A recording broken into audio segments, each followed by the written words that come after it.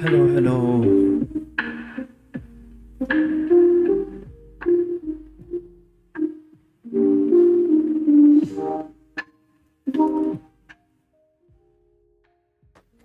All right.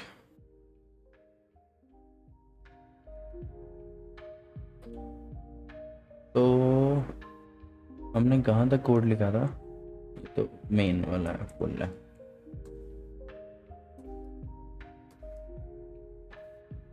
I am not interested in this. ये अपने काम करें, इधर रहने दो.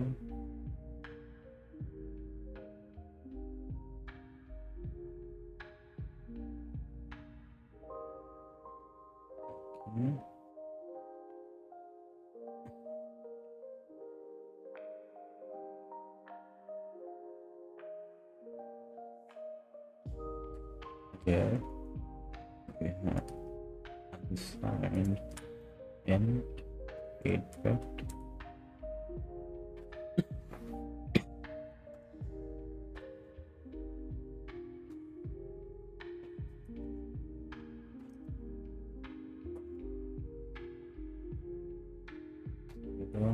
While next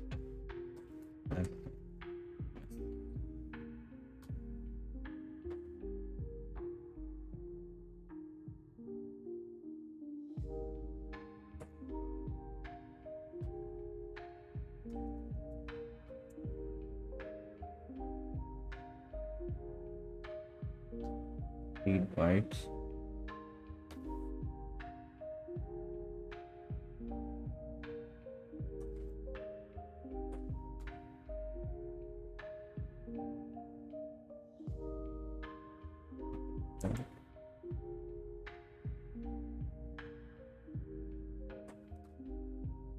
So data minus 1 and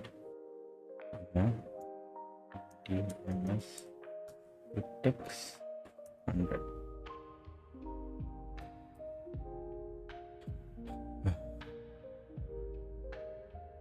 And length is greater than 0, and we should do is data equals, and this we have to manually convert it into string because strings are, so this is a 8 buffer of 8 byte. This is a buffer of 256 units of 8 byte data. Yep. And then we are ending it to, for it to be treated as a string, and then we can basically do %s, and we will typecast it to char star, which is an array. Then elapsed 100 ms. All right. It just prints whatever the modem says. Okay. And now we'll have to basically we have to also include FreeRTOS, right? Because we used the V delay, I believe.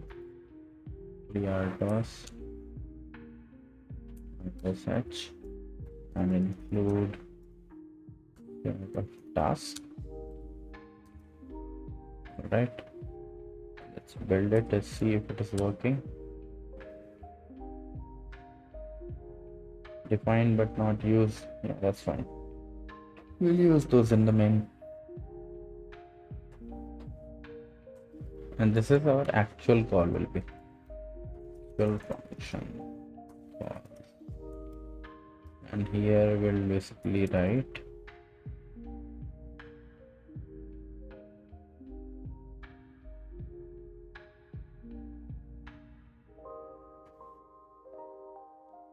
So all of those things will get executed. Something like modem UART init, something like that is already split. Will that do that? And ESP log info will do the tag comma, we'll call it testing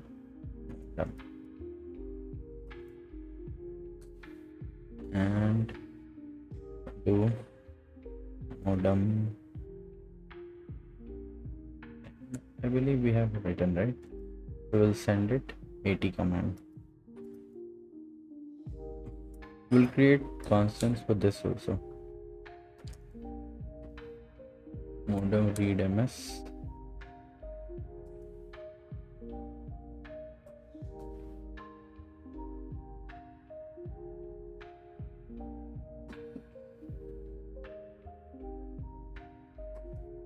Yes.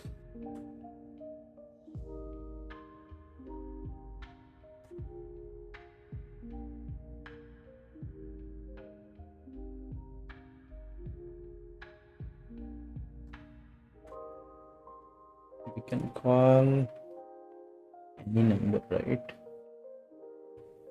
We can call other number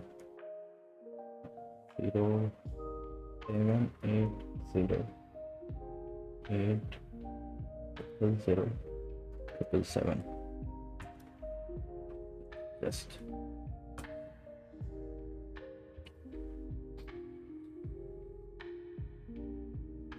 works.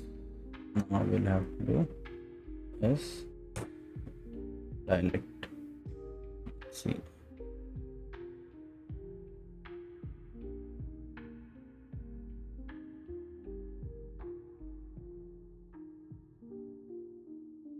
It's dialing. Where is that phone?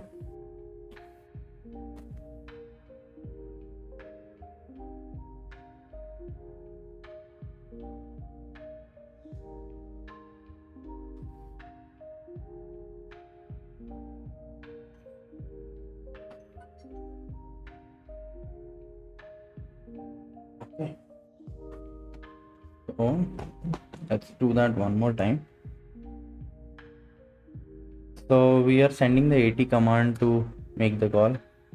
This is the phone, by the way, and writing that flash, initiating call to master vein. AT commands ran, it got okay.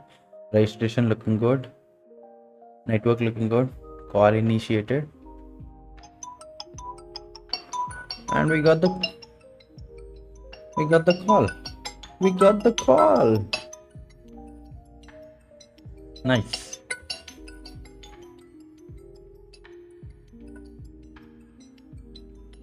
So basic functionalities are working. We just need to basically, at least first functionality working fine. थोड़ा हमें यहाँ पे ना structuring करना है. Did we get lychee? Yeah, lychee. Not an apple, lychee. There are a couple of things that I want to read about before we defining the contract. Driver UART I want to read about. So this is our this is driver UART types. Okay. This is UART.h.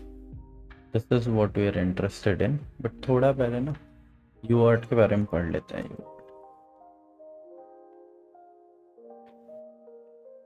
Basic idea है मेरे को. But I think it's better if we. यार camera थोड़ा ना ऊपर नीचे होते रहेगा. I don't have external camera right now. Now ESP-IDF has it embedded in it and we use it. Universal asynchronous distributed transmission is a peripheral device for asynchronous serial communication. It's an asynchronous serial communication, in which data format and transmission speeds are configurable. It sends data bits one by one from least to most significant. Frame by start.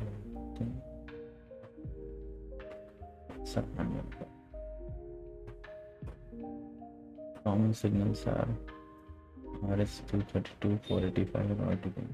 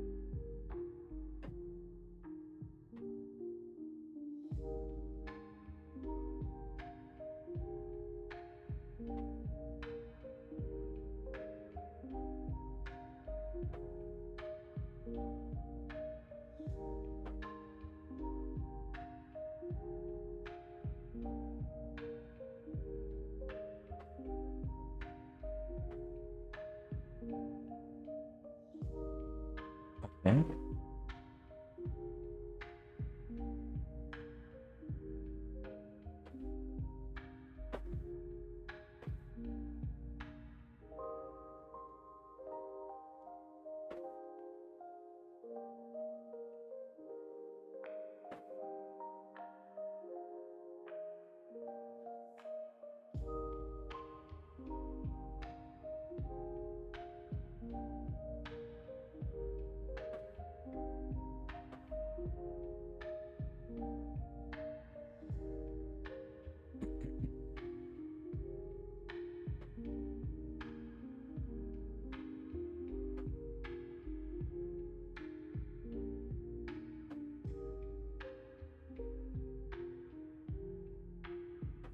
Baud rate and data bits and parity and stop bits. Okay, this is understand, right? So we had defined baud rate हमारा ये रहा. इसका सबसे last में था, ये तब भी यूजफुल है, ये यार वहाँ. So baud rate basically defines speed at which communication is happening. So if 115,200, what does that mean? Like these many bits per second?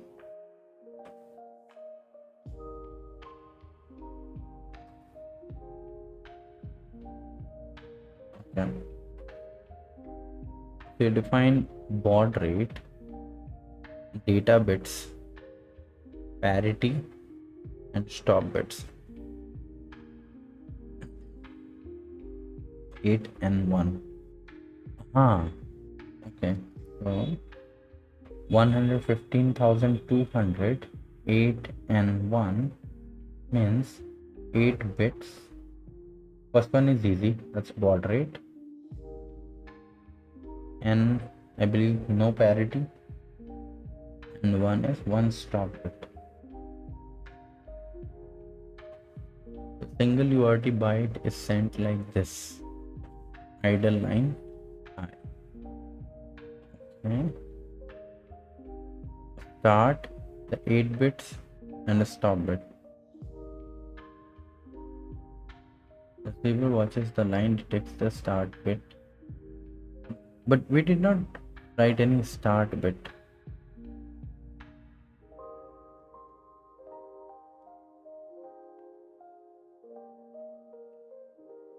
अरे क्या हो रहा है, ये स्ट्रक्चर ऐसे मैं जहाँ रखता हूँ वो चेंज क्यों हो जा रहा है? The receiver watches the line, detects the start bit and then samples the next bit, start a grid from water. UART is byte stream communication. Okay, because we decided 1 byte data.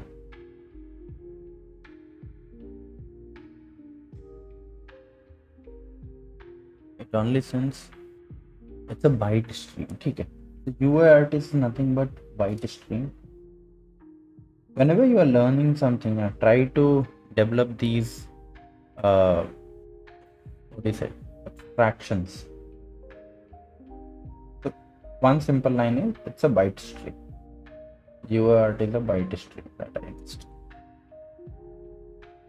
It only sends and receives bytes. For example, when you send 80 return and new line, UART physically sends these bytes 65, 84, 13 and 10. The 4G module may reply OK RN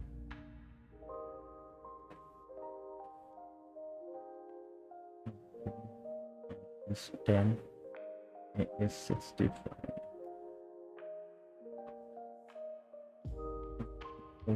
It's like a pipe.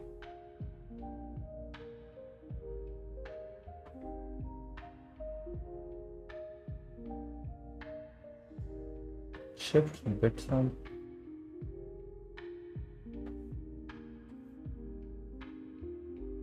UART ESP32 has 3 UART control, usually report over UART number 0 number.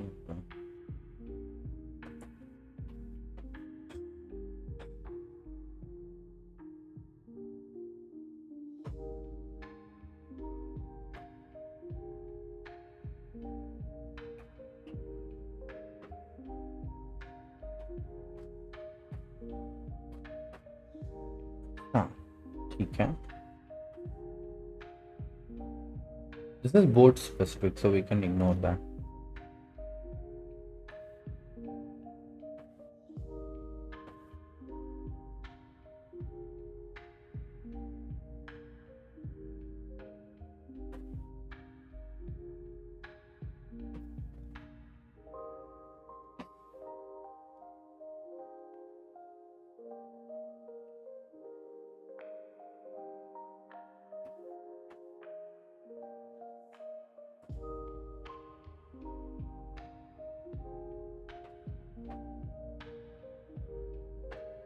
We had that sheet somewhere open, right?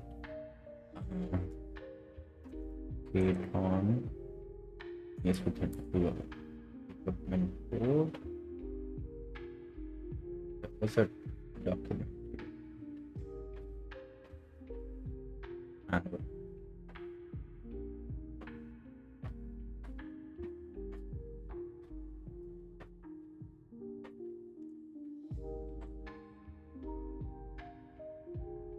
So 1718 is RxTX. And this one module is already configured. That's why we had written 1718 here.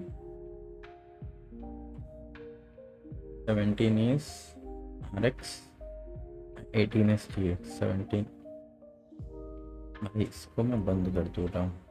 I hate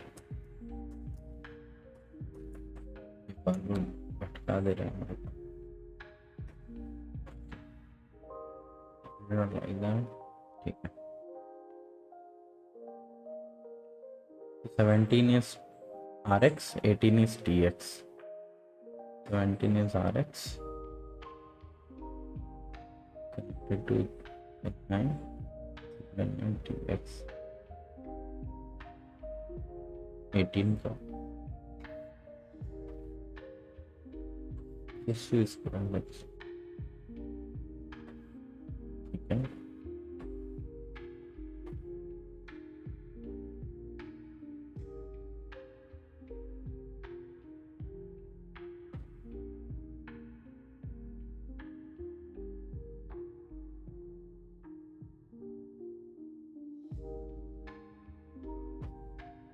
Okay, this good. Can you go deep on data and bits part of it?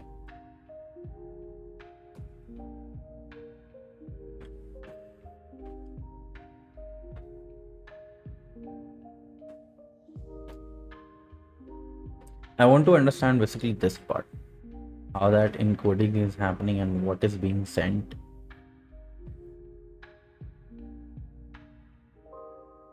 It happened again.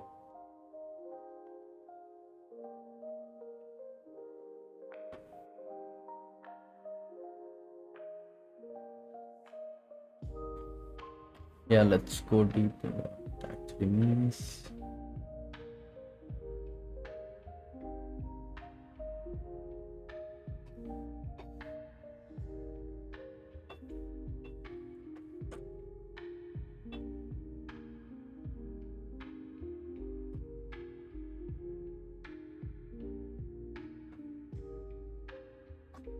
data starts as bytes, which makes sense.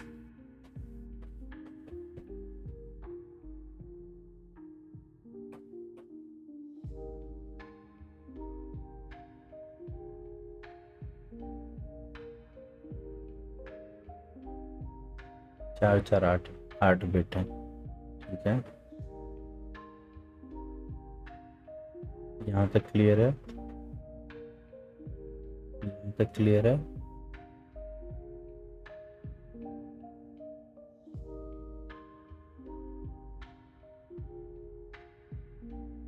हाँ, UART sends least significant bit first. Okay. So 0x41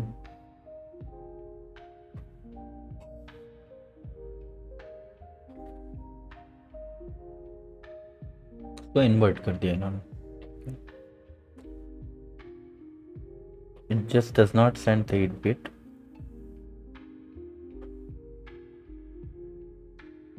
Into a frame. Oh, similar to our internet.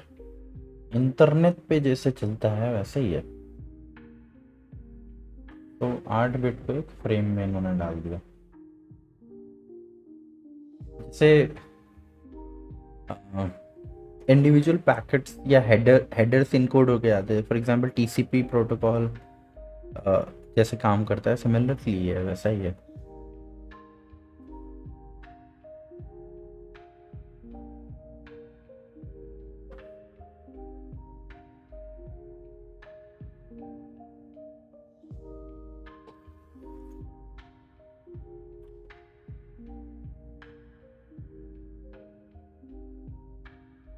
The line is normally idle high.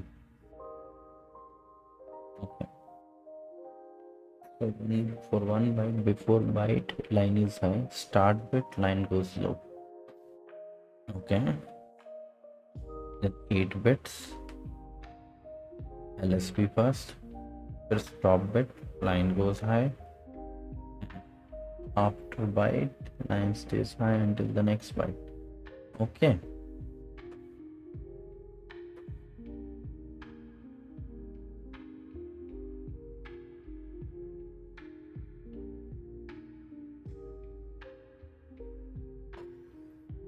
Start bit data in bit. This whole thing is called frame, and I believe parity is something for checking data corruption and all. So we can decide parity होना चाहिए कि नहीं if we want strong reliable data. Well, that's what my understanding is. I'm not 100% sure कैसे चलता है.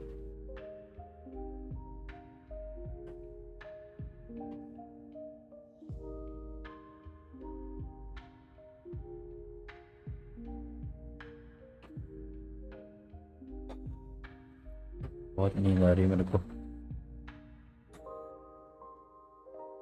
हाँ, bot rate भी जानना है. Oh, my guess was right. So this was bits. इतना bits per second है. तो इससे हम डेटा भी तो निकाल सकते हैं. 1 bit टेक करना, that is approximately 8.68 microseconds. Okay, so 1 byte takes 10 bits, so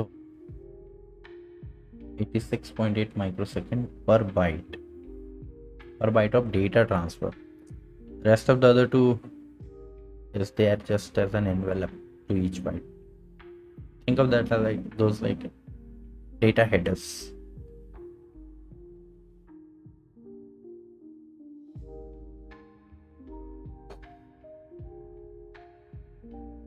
Itna bits.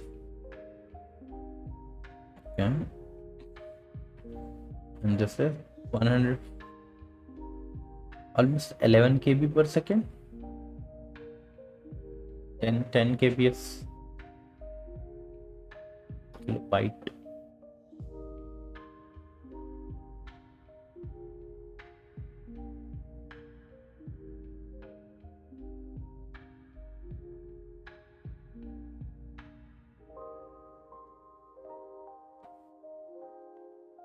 And I need a break.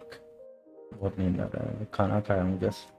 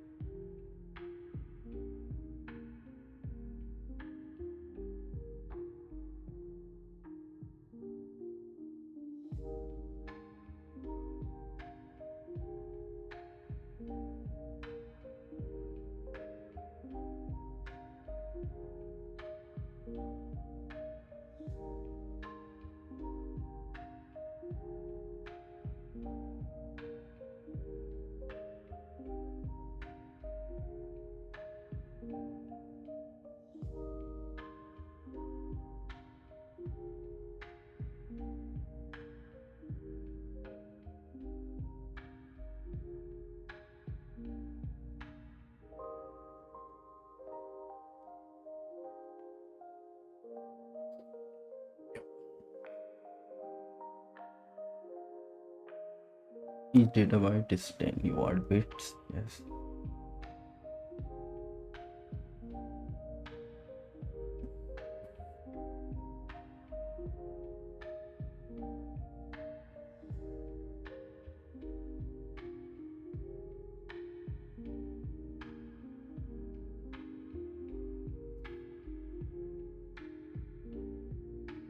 Okay, UART has a clock.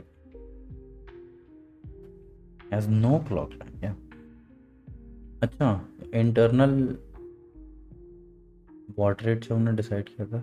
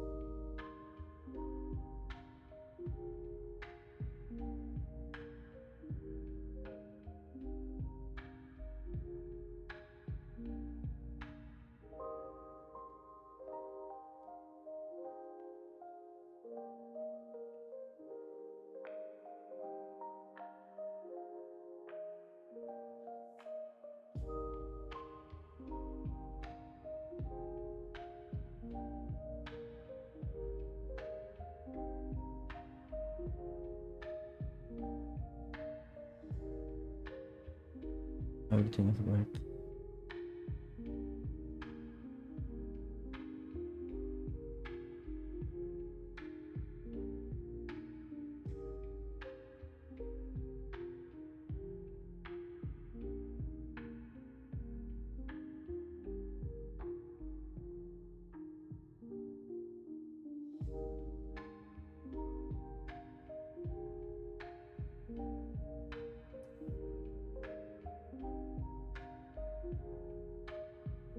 First in, first out queue.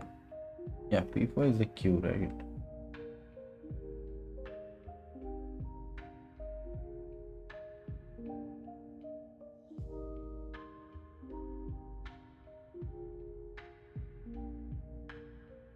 If it doesn't read fast enough, data can overflow.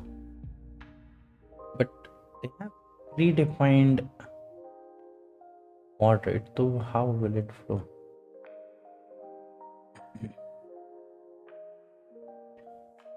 UART hardware RX. So because of the data that has been received, उसके लिए ऐसा है क्या? UART hardware RX P4 interrupt says data arrived. This radio driver copies the data. The software ring buffer. Your app reads it using byte. Read bytes.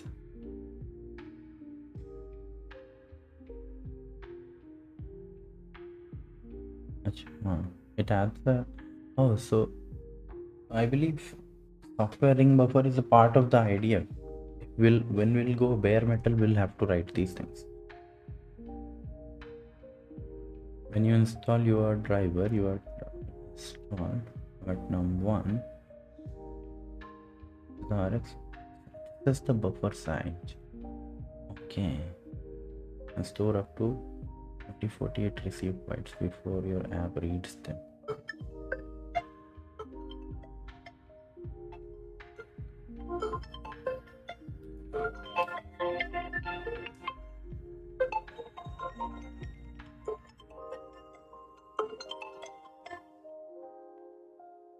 Dude, where is this one?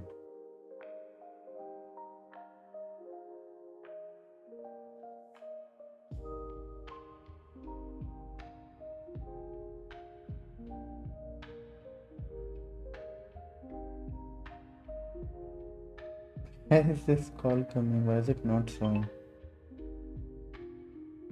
Ah, because it is on the other business account. Okay.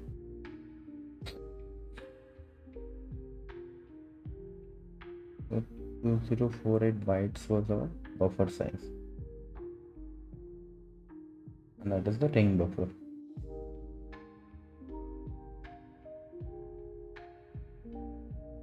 So when we'll read about messages from this modem, will not be able to read more than 2048 characters. Or maybe does it contains the, I don't know, it just contains the data, I believe, because rest of the things are just a number that makes it a frame.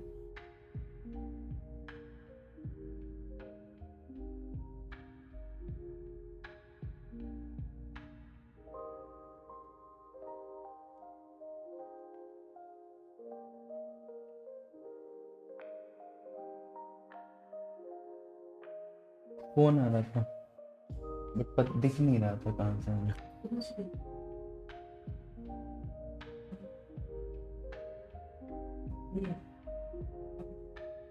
Okay.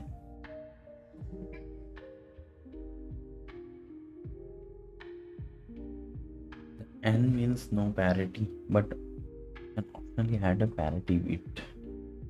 Even parity and odd parity. Oh, 8E1. So parity is having, so we have data, we have start bit, we have end. So both things are defined by the same bit, right? What is start and what is end? What's this? Dude, why? I need to figure this out because it keeps bugging me. Why does it keep switching? So here it is fine, here it is. Why does it keep switching to this window?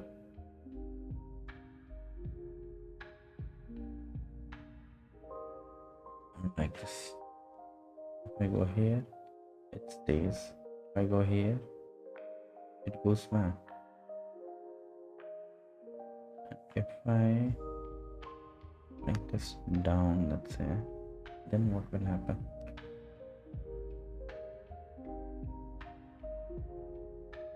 Is it happening because of this?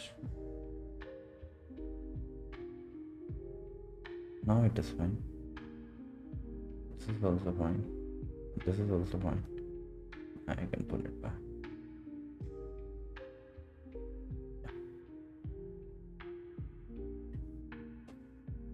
And we had defined modem UART port. And what is the point of that? This we understood. This we understood. And data bit we understood. Parity we disabled. Stop bit is equal to 1 we understood. So start and stop, I believe, is the same bit. So then we have parity. Parity can take 3 values: n, odd, and even. ONE 1. Parity is a simple error check. Count the number of ones. If you are using even parity, parity bit is chosen as a total number of ones becomes even. If you are using odd parity, if the bit is chosen as a total number of ones is odd. Oh, okay. So that one bit is basically to make sure the final bits are count of final bits are 1 0. It can detect some errors, but not all. Many modern embedded projects use 8 and 1. 8 and 1, where 1 was bit. If they need clarity, they build checksums CRS at the protocol level. Okay, at the final data when it has been collected, then they are doing it. For individual, they're not doing it. Okay, maybe because UART performs already better. If top bit is high, it gives receiver a small recovery window and marks the end of the frame. Common configuration: stop bit, 1 stop bit, 1.5 stop bits, 2 stop bits. Most devices use 1 stop bit, so this is normal. Oh, I can use 2 stop bit also. And for start also, there should be a way to control that, right? But okay. When nothing has happened, then a byte begins and start with low. The transition is easy to detect. The receiver can say, byte is starting. This is also why a disconnected UART line can sometimes read garbage input. If floating means the pin is 0 voltage is 0, 3.3 volt is 1.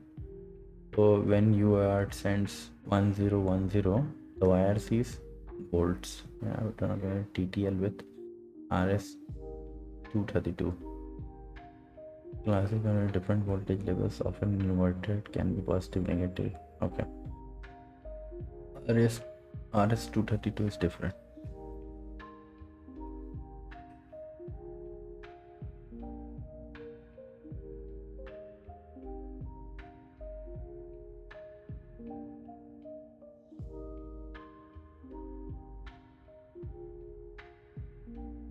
But I can send, if I'm sending, let's say, an image, maybe I'll send more data, right? One batch. Even though it will not affect the speed or anything, we will still be saving some bits. So it's a huge data, and if it's a continuous stream of data, then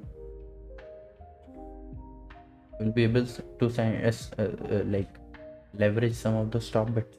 We'll be able to save on that.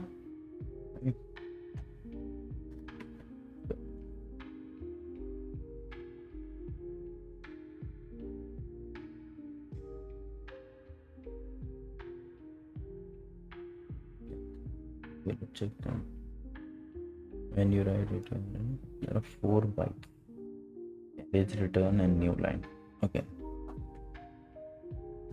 But I think we wrote only carriage return. We did not write. Yeah. There was no new line. But we'll check. Code देखेंगे तो पता चलेगा.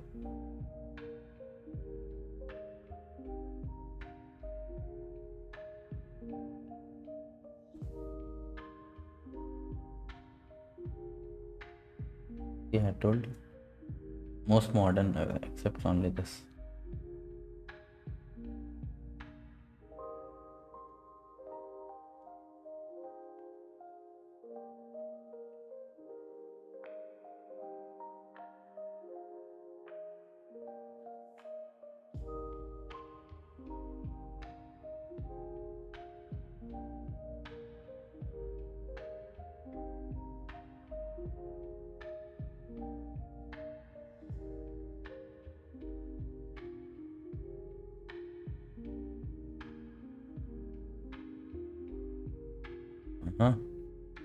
If you treat it like a string, then it's a different story, but for binary it's a different story, so you'll have to do size of packet.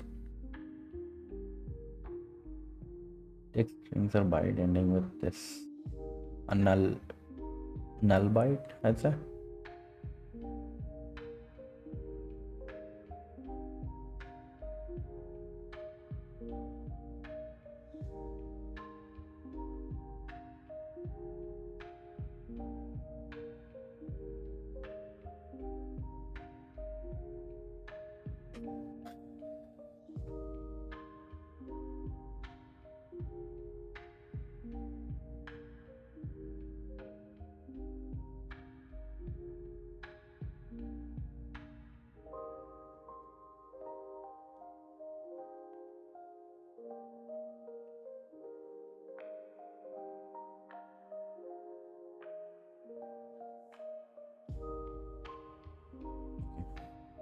That gives us a fair amount of idea. That's all right. So we wanted to read,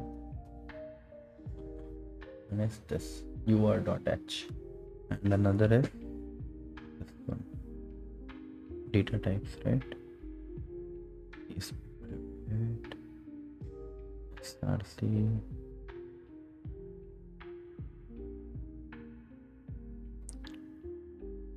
UHCI types.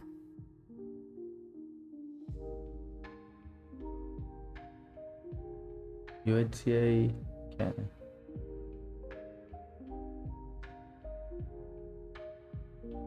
This is something else. अच्छा, HAL के अंदर है.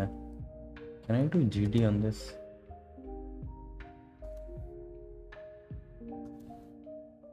No location found. That's weird. UART types. This we don't want.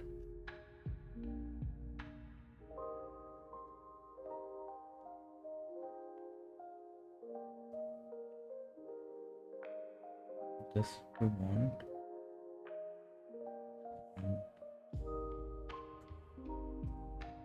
And here we want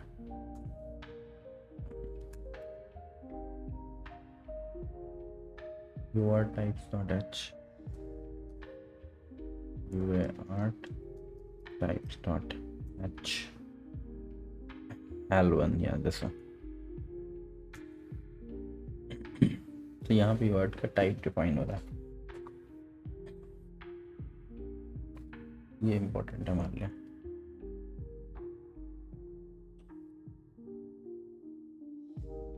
UART port 0 port 1.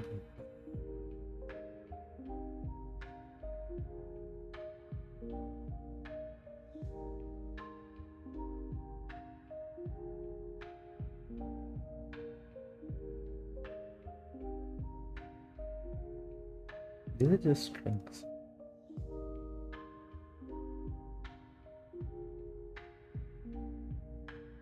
Not strings precisely, but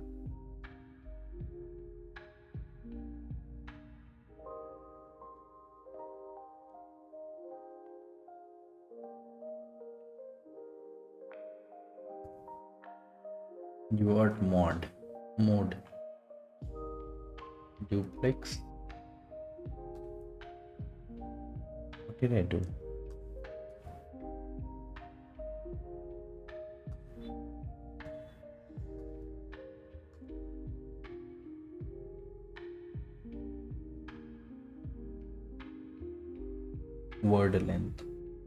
Word length is that data, right? 8 bits. So हमने UART 8 bits use किया हो. And this is also interesting. This is 5 bit. 0x0 is 5 bit. How come?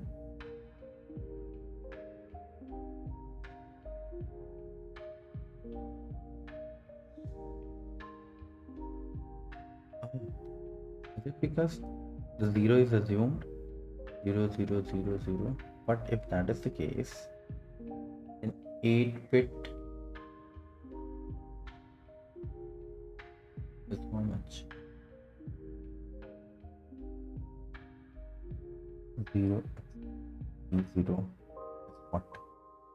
4 bit 4 bit 8 bit.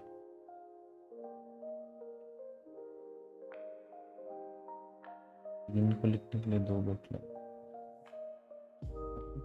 2 और एक 3 1 0 0 8 नहीं, तो क्या relation है?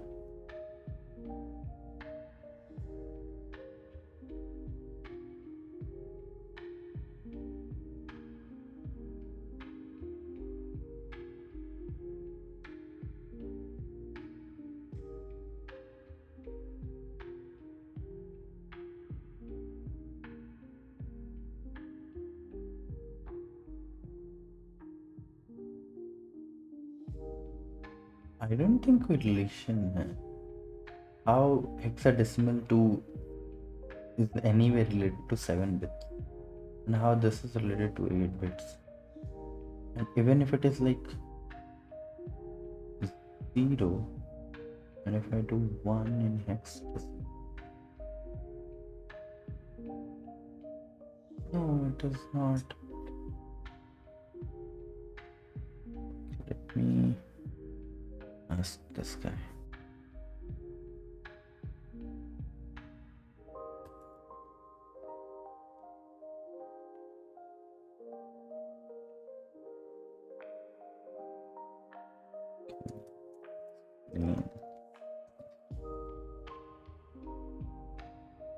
Okay, and then we have stop bits. Stop bits हमने define किया. Stop bit 1, bit 1 5. This is 1.5 bits. See, that's what I was saying. There is no relation. It's just numbers जिसको हमने assign किया है, right? And enum is in C is named the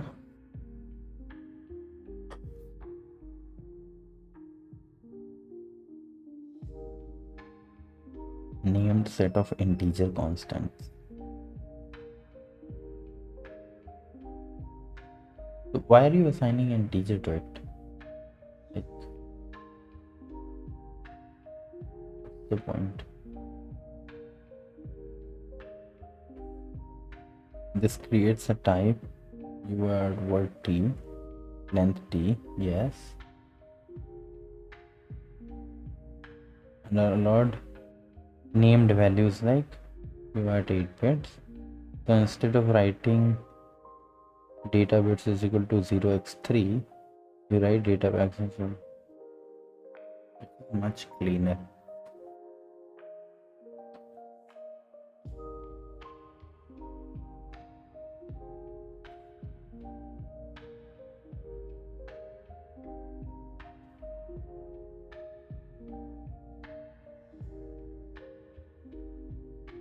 You should not care about the numeric value during normal coding. Use the names.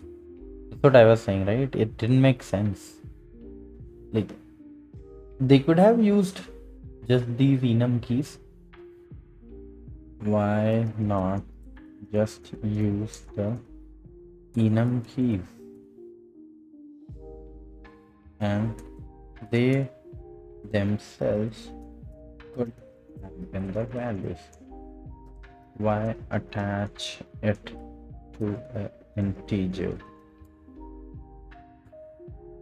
So these are the, think of it as like कि root में जैसे type होता है वैसे ही यहाँ पे type बताया हुआ है अपने को.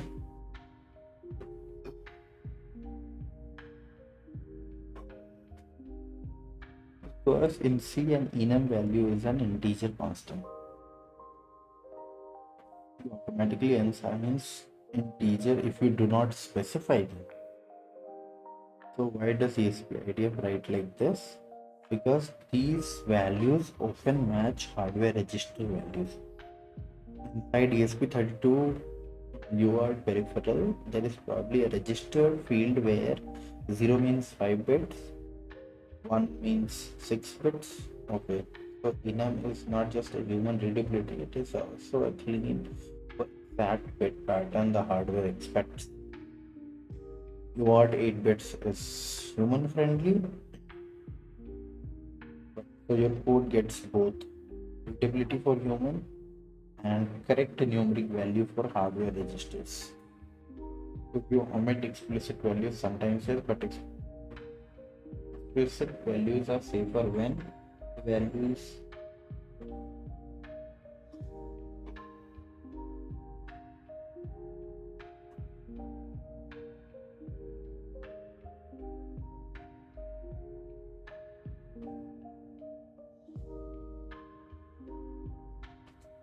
enum भी देख लेता हूँ. enum NC. Could you explain enum NC to me? That's how you learn, like when you are learning a programming language also ना, तो ऐसे बैठ के पढ़ोगे प्रोग्रामिंग लैंग्वेज, सोचोगे सीख लूँ मैं, करते करते सीखते हो. Enum is a way to give names to integer values. Instead of writing mysterious numbers like int state is equal to, you write meaningful names like enum modem state is equal to modem waiting for network. That's the core idea. Okay, basic.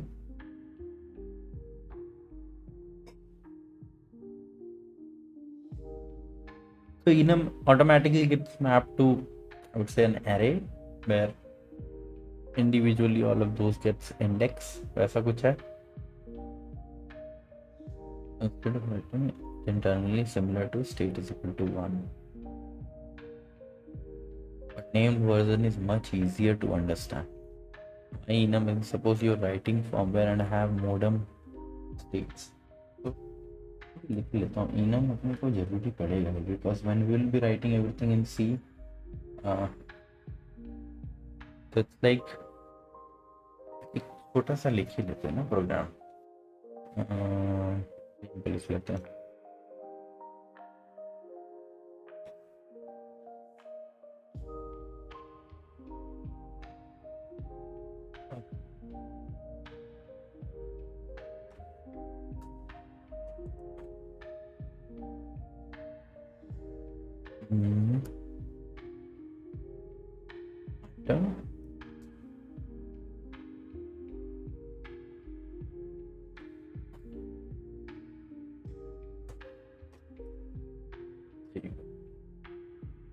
Now we'll do,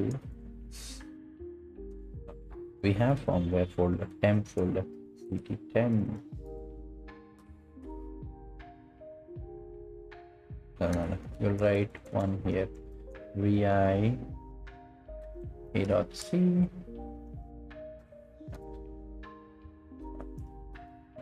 include vi. Let me increase the size. By the way, can I just increase the size of the font in the profile itself so it is easier and I won't have to? I believe we can, right? It is regular. Is there any way to change the size?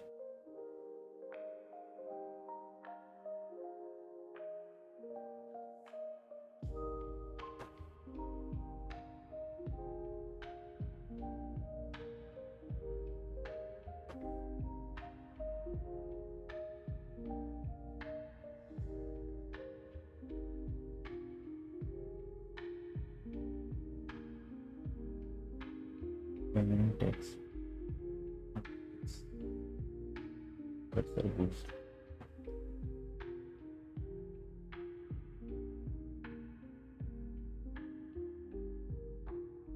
Is this a size? I believe, yeah.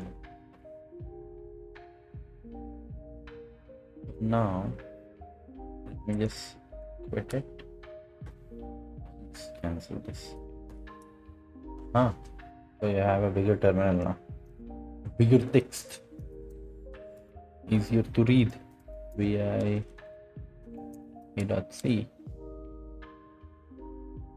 Open read only, edit anyway. Hash include stdio.h, and we write main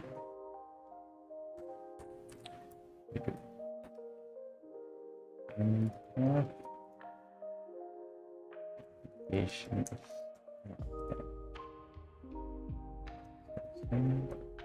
Yep. So this is our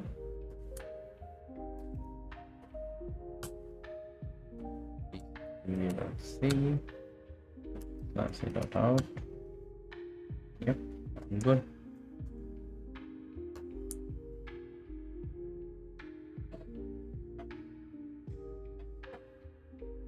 Edit anyway. Is that open in some other place? Because we didn't kill that terminal properly. Anyway, so now we understood we wanted to master enum. So let's say I define enum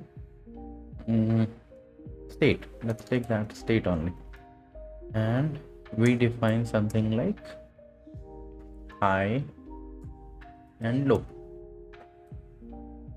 Okay, and here we can do state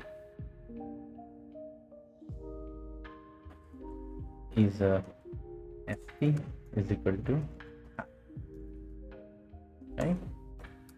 And I can print the value, print at backslash percentage d, let's call it state equal to comma d.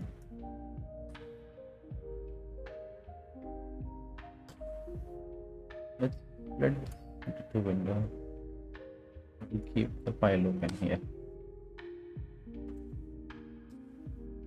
What happened? Okay, this is ca.c.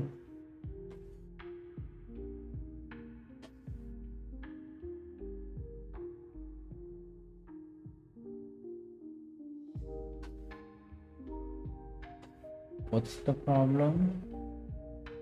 Must use enum tag to refer to type state. Okay, so maybe we should go to line 7 and right here enum, I guess. Incorrect. This shit in or out.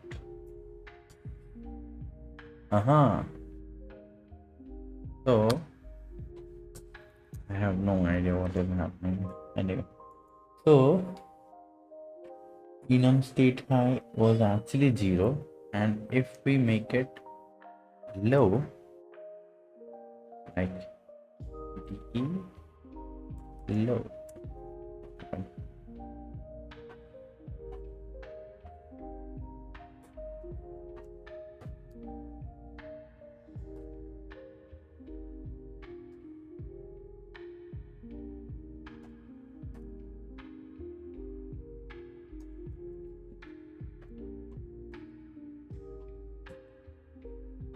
written gcc.c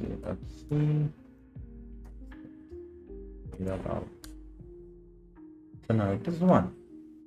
But if I specifically define it some value, what will happen then? For example, if I call it something like 5, this one I call it 10, that also be okay?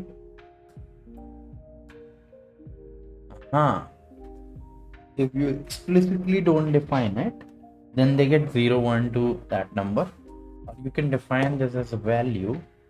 And can I also assign it to value like 10? And but that value I cannot print in human readable format.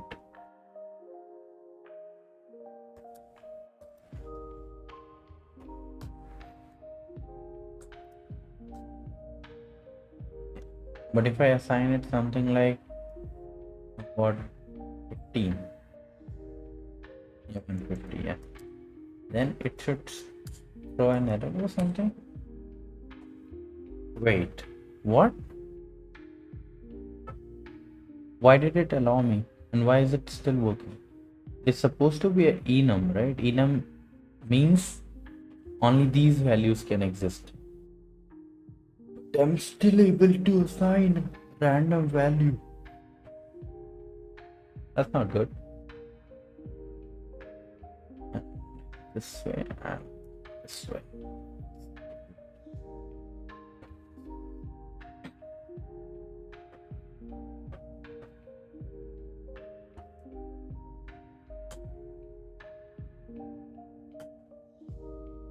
Found a file. This. First I did this.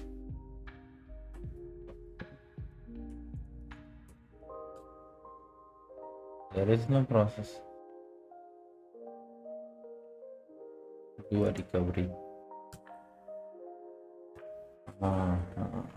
That had happened. I told you, पुराना जो process था ना, that fucked up. Anyway, so we have this thing. Applications started.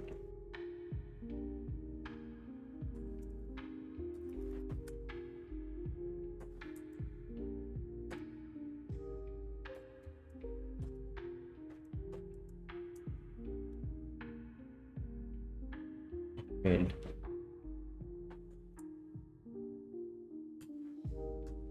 Why?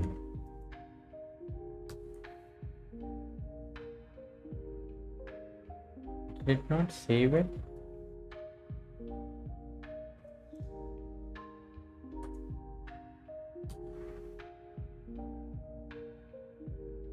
I think it did not.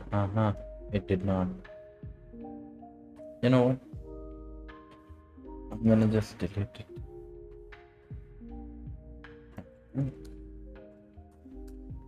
Now it is.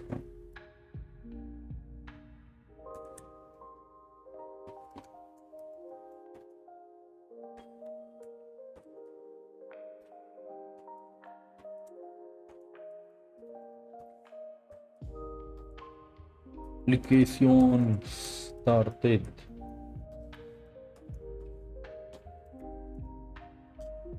We'll write here, we'll run here. Application started. So yeah, and then we had seen that I can define an enum which controls the LED state. Yeah, let's call it LED state. And I can define something like high, low, dim,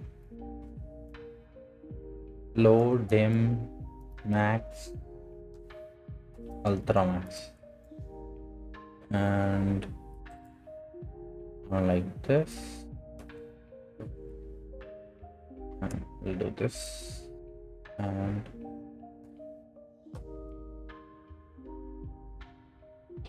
okay, hold,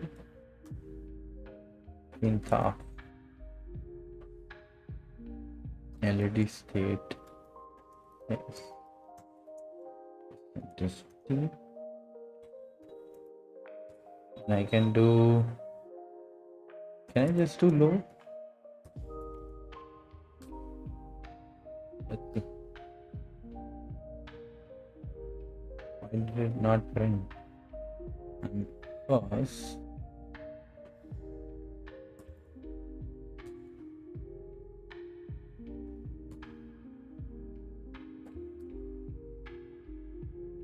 it is written LED state is 0, so I can still use those terms directly. So yeah, it makes sense that these are human readable format, so enum gives you that advantage. But still I want to read low, because LED state is 0, or if it is like, let's say if I give the value, let's do low, and you know what, let's do substitute low with ultra max. Yeah, okay. Now if I write it, and now if I run it,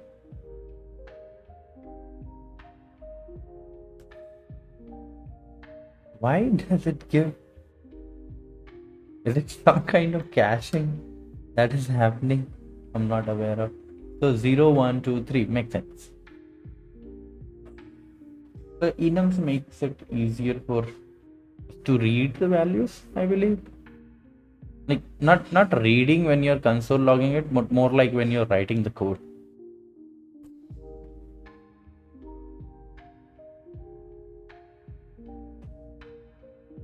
Modem state, you define it as leg, and then so only this part, but still here I have to do this. Does it only assign it to like integers?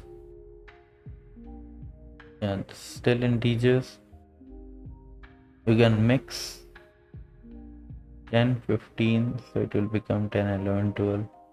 Enums can be used in switch cases.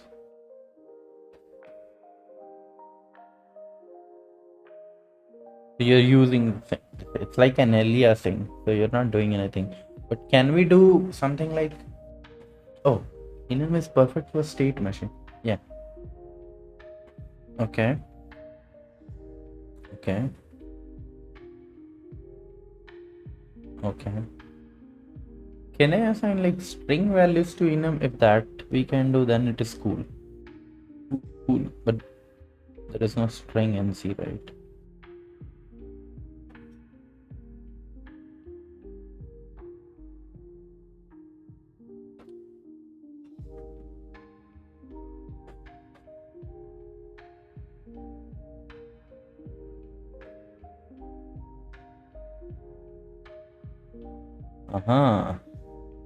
Not a string. Told you. You cannot define like this. This will not print the name. But this should have been there, right? What do you guys think? Like, if I'm able to write, because you hide it, I don't care, because we're still, as a developer, I'll be writing the logic prop.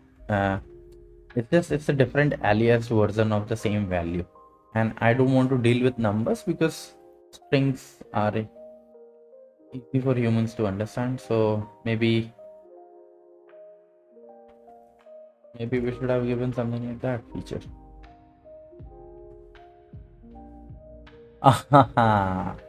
Okay, that's a good hack. So you take this, and then this, and then you print that. Okay, makes sense. Enum versus define. You could write this, but better is enum. Yes, because enum groups related constants together. Tells the variable this, but enums are not super strict. C is not like Rust. This is what I was telling, right? You can see a loss any number. Compromises the productivity. Defensive code you'll have to write. Okay. Usually enum is stored like an int. Usually size of enum LED state is equal to size of int. C standard gives compilers some freedom. Normal C programming, you treat enum as an integer. Low level protocol struct, be careful. Not assume enum is exactly 1 byte unless your compiler guarantees it. Okay.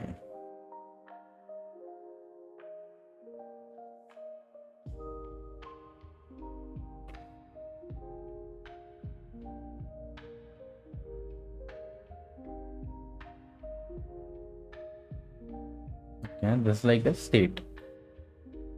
ET result, parse ET response, const char star. Char star is by the way not a string, it's a byte string.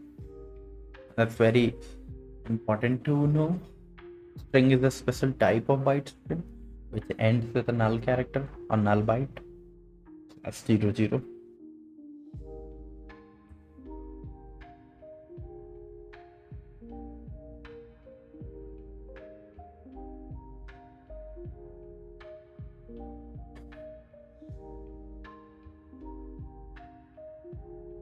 Mode.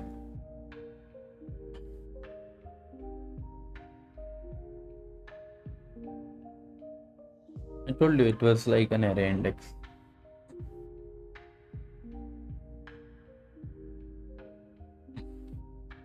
Values are this. Then const char star LED names. Char star is equal to LED count. Usage. LED color is equal to LED. Wait, what?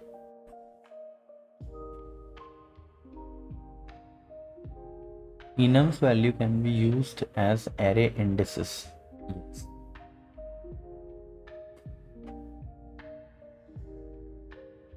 LED names is an array and individual ones are that, yes. But LED color is equal to LED green. Ah, LED color is this one. Okay. Yeah. So this is fine. Then you are getting that color index out of it to get that character. It's like same shit. Enum to string. But instead of string, here it is integers. But this is dangerous for array indexing.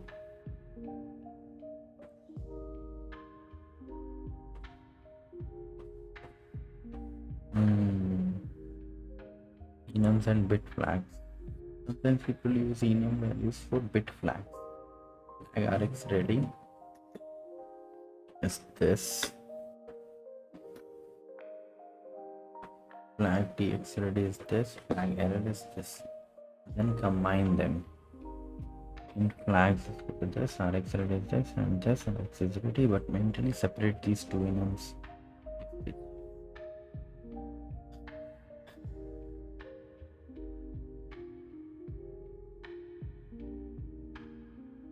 These are readable because of enums. Yeah, makes sense. Small named menu of allowed integer choices. This is wrong. It doesn't restrict you. You'll have to write a defensive code to handle that. Otherwise, you can define 3 values, but you can still assign 1001.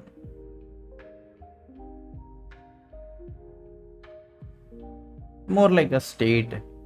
That mental model is enough. So this is good. Now let's go back. Where were we? We're exploring this thing, right? Okay, now that we have increased size of everything,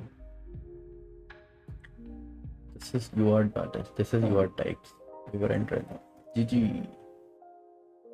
And let's go. Pragma ones, I know it is like require whatever we require here will get put in once, but not gone into detail. So UART port T is an enum.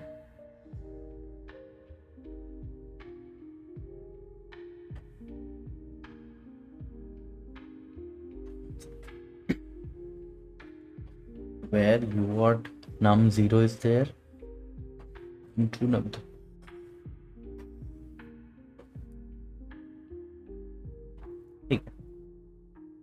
UART port type नहीं, port type नहीं है, UART port ही है, underscore T तो type के लिए बोलते हैं. Then we have typedef enum UART mode. Mode could be regular, half duplex, full duplex and all. ठीक है, this is okay. Then you have word length, and word length हम define कर सकते हैं. Then what's the point of assigning these values? You could have just left it, because that is the default value it will get anyway. ठीक है, maybe some reason we don't know. Then you have stop bits. Stop bits can be 1.5 bits also. Oh, so now it makes sense. Maybe to maintain the uniformity of it, they have written like this. Because if you will keep at one place and other place it is not there, it will confuse people.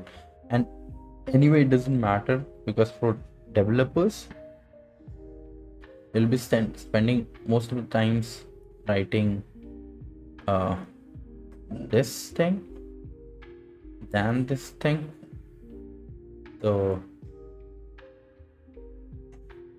oh yeah, cool.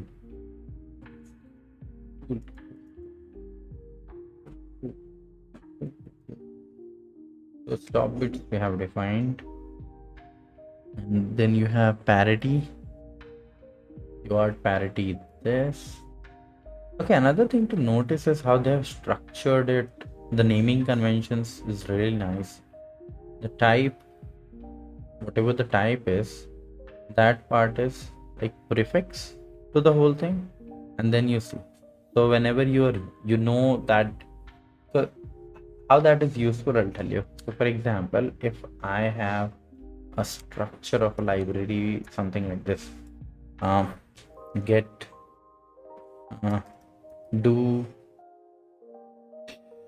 do some, yeah,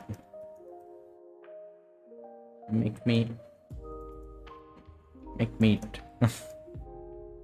and let's say it takes UART parity T U and UART H hardware flow control T HW. Now whatever you want to do, that's fine now, but when I am gonna call this, you see I have the suggestions, but I don't know how to make it a caps lock. But even if I don't know, if I just go into the, go back here, like let's do another select. Yeah, so if I don't know, I can still do something like UART parity, and I get the suggestions. These are 4 values it supports: error, odd, even, and disable. So I'll just do disable. So as a developer, it's easier for me to explore these libraries on my own. The same thing will go here.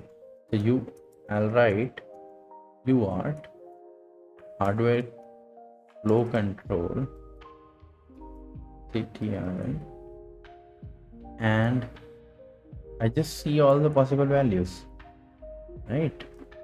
So maybe again disable. I can just wrap it and delete till end of the line. Delete till end of the line. Yeah. So now I'm like, you see what I was telling, right?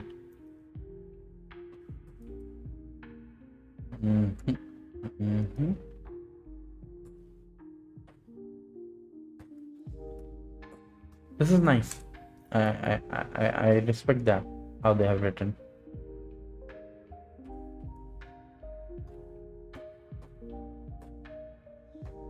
Oh no. I like control R or something. How do I quit without writing? Yeah, and then Then I have to type UART. Oh, luckily it's the same.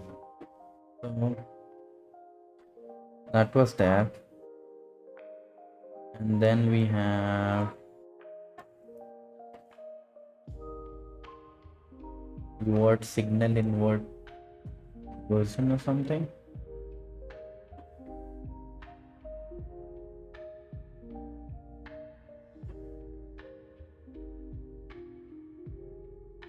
This is the masking which he was talking about.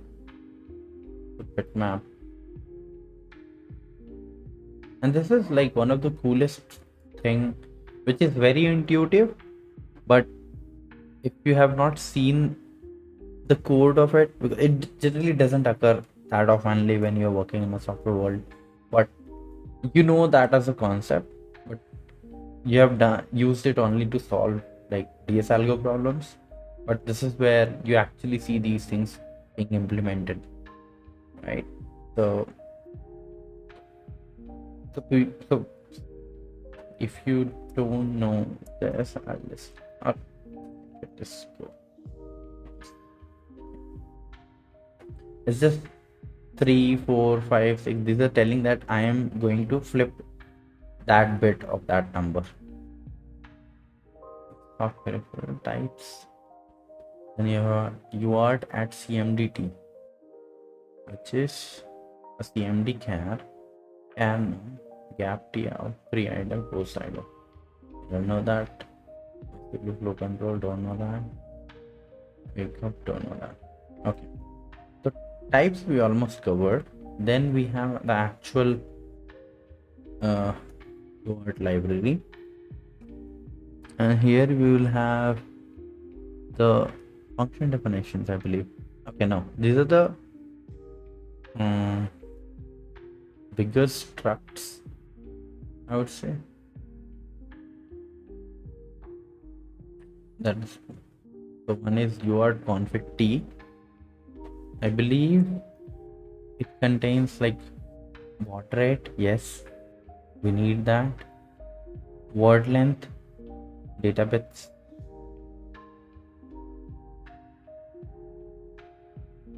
Oh yeah, this is a type, right?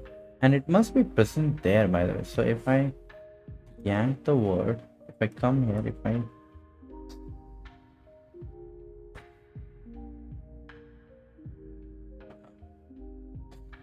so what do I search that? Okay, UART word length T. Yeah, this is like, so the data bits variable will have one of these values. Maybe they should have written these as UART data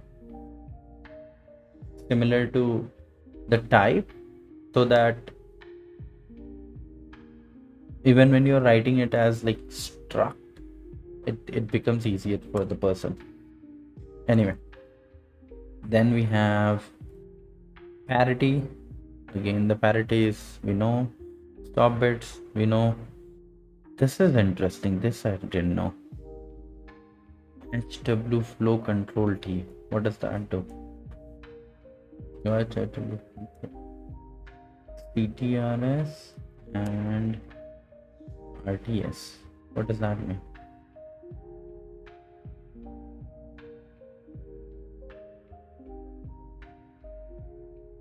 Are we using that CTRS flow control? We have disabled it, so, but I think we should read about it. This is the type, right? So anyway, it doesn't help us. UART HW flow control T. What does this do?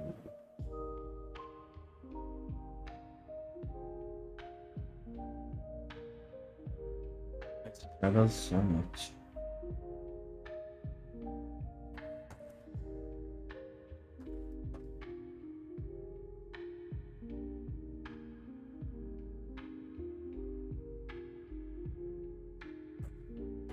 HW.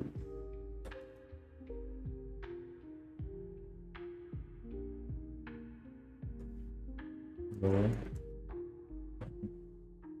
low, low.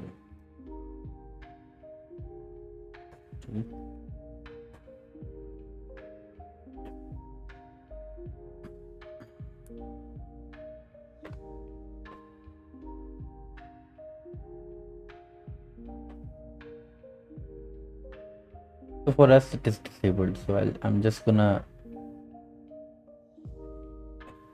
RX flow control. I'm pretty sure we are not using that, because even if this is disabled, then that we don't need. Then you have union of source clock. If clock UART LP num1, this is something new. Maybe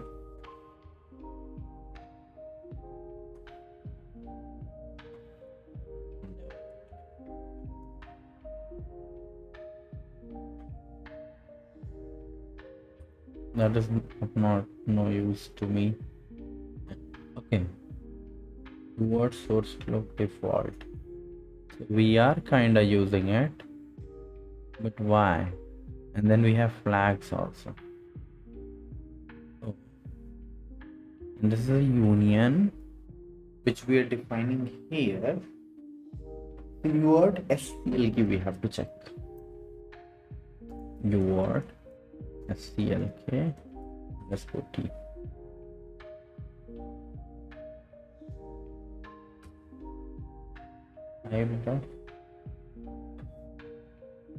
This and this. So this is the actual type. We are just aliasing this thing as this. So we'll have to search this guy. Young W fuzzy grep paste.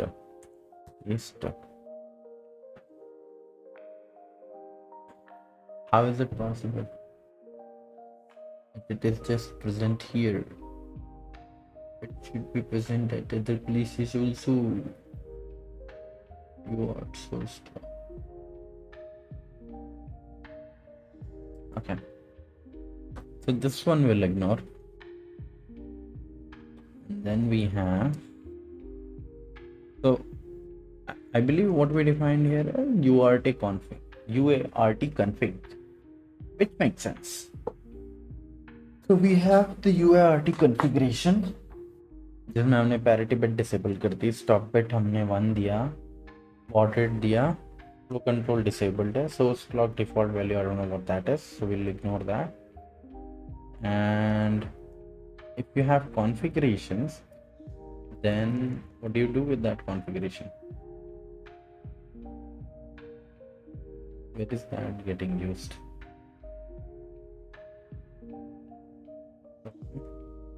Word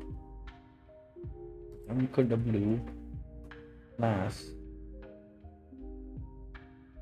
How do you paste it in command mode?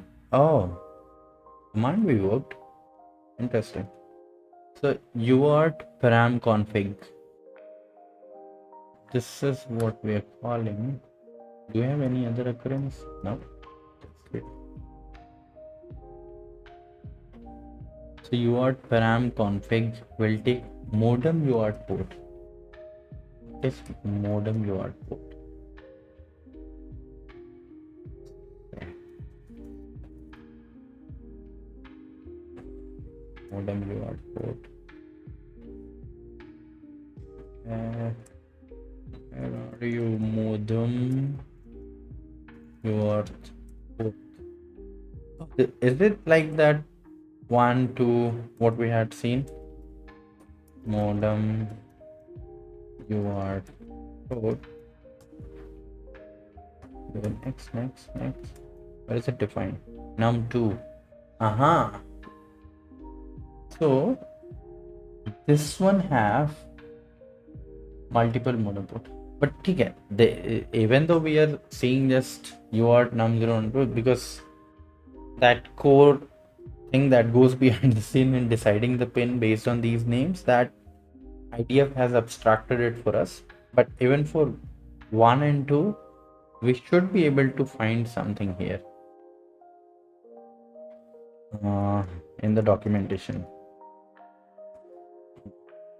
because it is using the pin 17 and 18, right? One, and so I believe this is 0th one, this is the second one, and it must have, like, it was saying it has like 3, right? So will it be the third one? There are other occurrences. UART interface for debugging.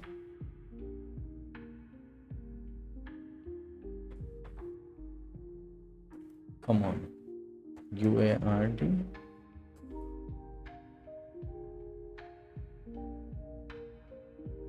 Where is this? Let me see.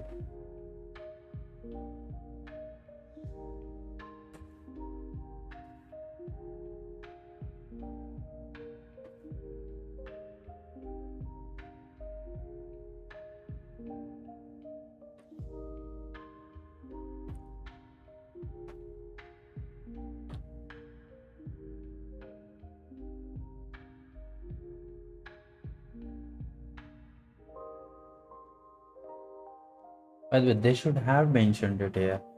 Otherwise, how would someone know? Oh, no, but the pin mapping of my ESP32-S3 versus this could be different. This has 44 pins, right? Yes. Take it, try it. The ESP32-S3 pin layout. If we check that, can we add it with UART so I can watch which was interested in images? Find the images. Does it say that one is UART 1 and another is UART 2? यहाँ पे तो RX दिख ही नहीं रहा है.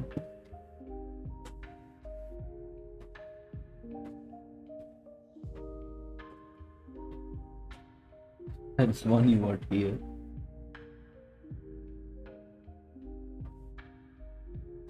Three UART. So that we are able to find, right? So UART pins for serial communication with other devices. And here we should be able to find. Yes, UART pins. Yes, UART. Wow. What did they? Wow. So disappointing. Is it the same one? November 2nd, November 2nd.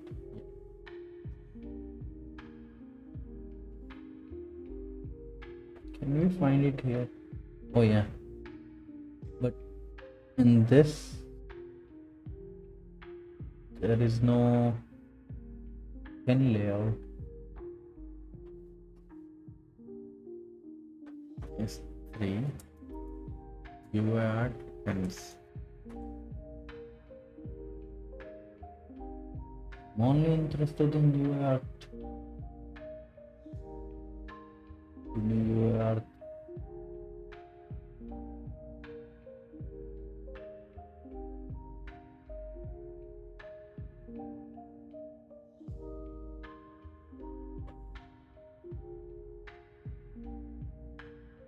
I'm spending so much time on this fucking protocol. Aha!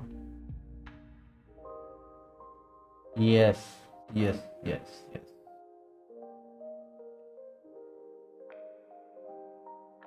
Pin out, pin out, pin out.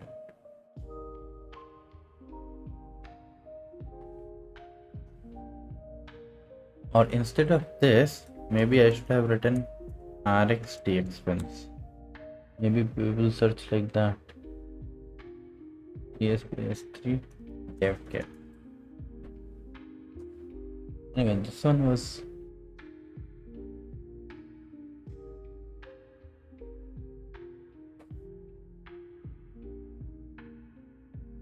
where did it go? Come on, where did it go?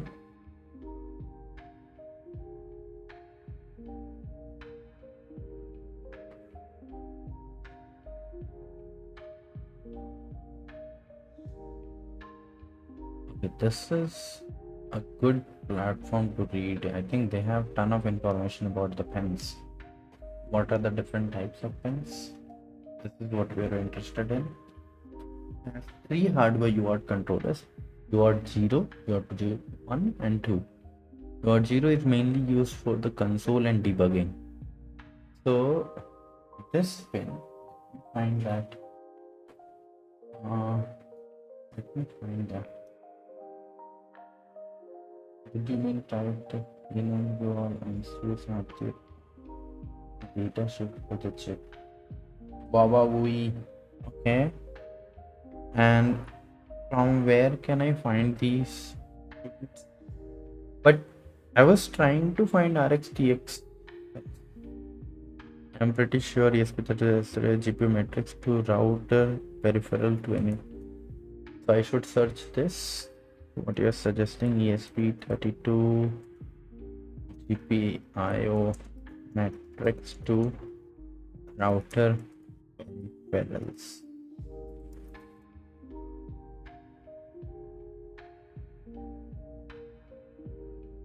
Thank you, man. Really appreciate it. Anyway, first, what I was doing, let me continue that. Okay, so this is one. Another ESP32.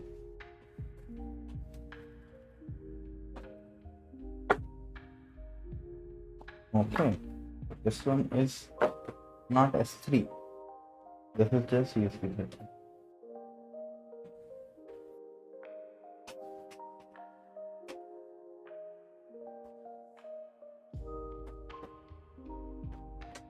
ESP32-S3 data sheet. S3 data sheet. S3 series. Mine is not S3. Okay. Come on. Yes. Now you're saying I should be able to find everything here.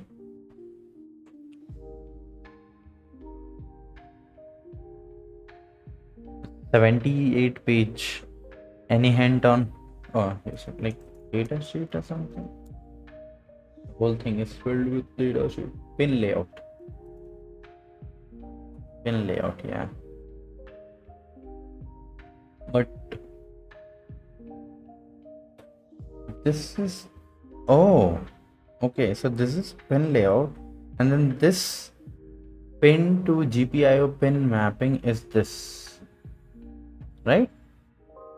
Sidebar section has GPIO section.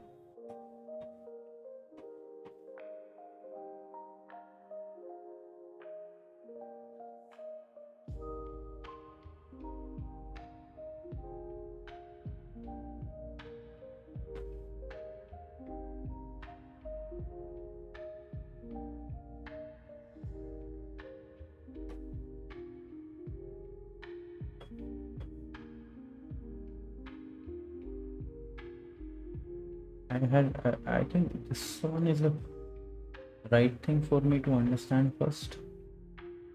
So this is my actual chip, and all of these pins are getting mapped to these GPIO, right? That's why this board is there. Otherwise, you can directly use those pins for the same purpose. This is what you meant by peripherals, right? They just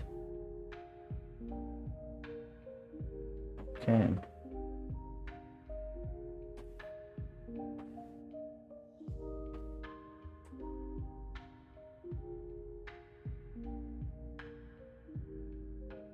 Oh, it also has written RxTX. Why was I even worried? It has RX0, TX0, RX2, TX2, but there is no RX1, TX1. That must be this. The communication is happening via, I was reading it somewhere, right? Is it reading it? Was it reading it here? Some guy was learning this guy. Last minute engineer. Nice name.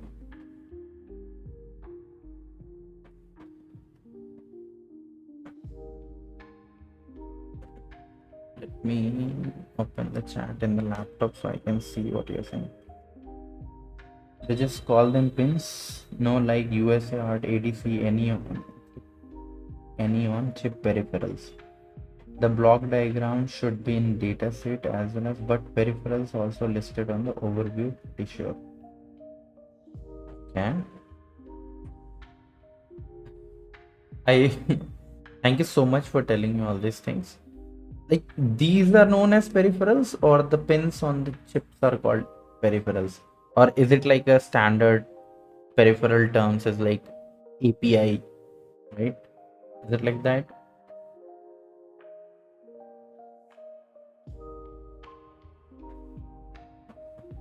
Where is peripheral? What do you think?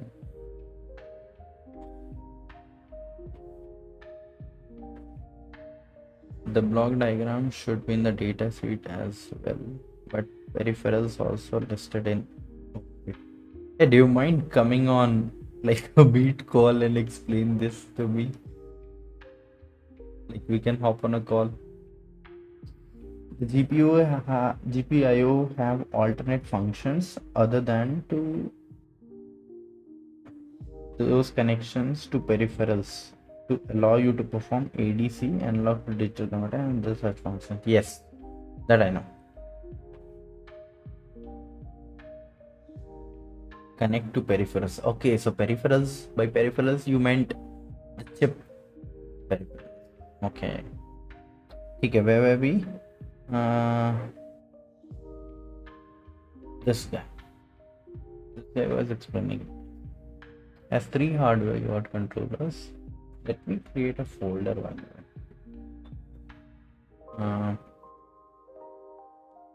Embedded. Yes. Put it here. Let's put resources there. UART 0 is mainly for the. By the way, thank you so much, Wawa Woovi. I'm pronouncing it right. I really appreciate it.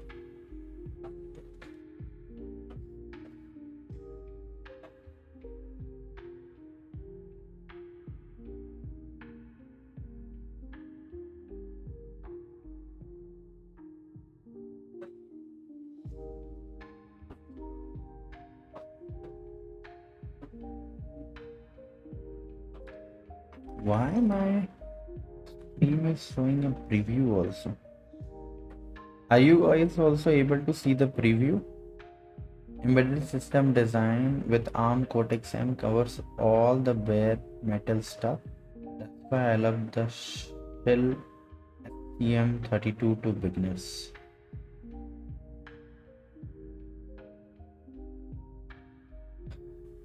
Embedded system design with ARM Cortex-M.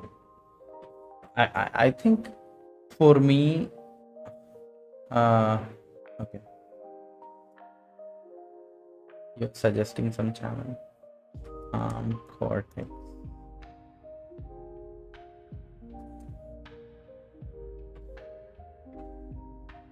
M embedded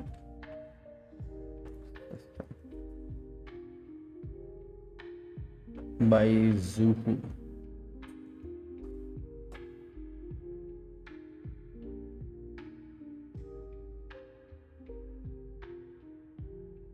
At SW, but I like the low level stuff. Yeah, that's what, like, for me, I think it would be other way around. For me, the path that would work better will be different from what worked for others, because software part I can take care of.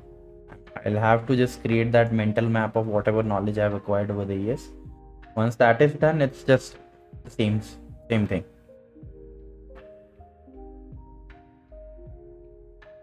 a textbook, but there's a definitely course covering its course. Okay, cool. I'll find that. Thank you.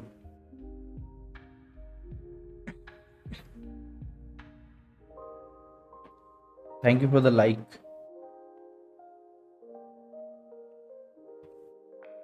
UART 0 is mainly used for console and debugging.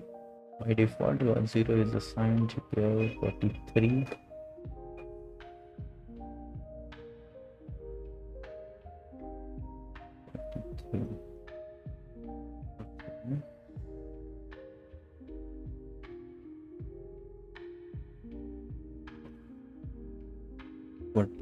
And GPIO 44 for RX. Okay. These pins are important because they output ROM bootloader messages and allow you to debug your code through a serial monitor. Reassigning these pins in your software is highly discouraged because doing so will completely disable your main debugging console. UART 1 is assigned by default to this. I think pin numbers anyway I shouldn't remember. It will change, but the funda is important.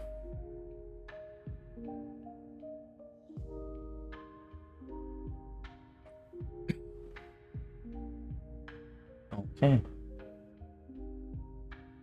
And then we have SPI also, which is serial peripheral interface, I guess, right? This is also communication. This I2S is also communication protocol. PWM pins are, I believe, digital pins only. You can just high and low. Pulse width modulation, 2-wire automotive interfaces, USB OTG. Oh yeah, this I wanted to know. What is this? One of the greatest advantage of ESP32-S3 is its full native full speed USB 1.1 OTG on the go controller.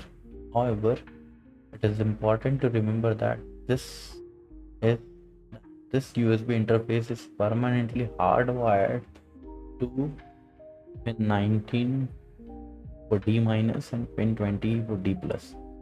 These pins provide simultaneous serial console emulation (CDC) and advanced hardware JTAG debugging through single type C cable connections. So what is the use of that?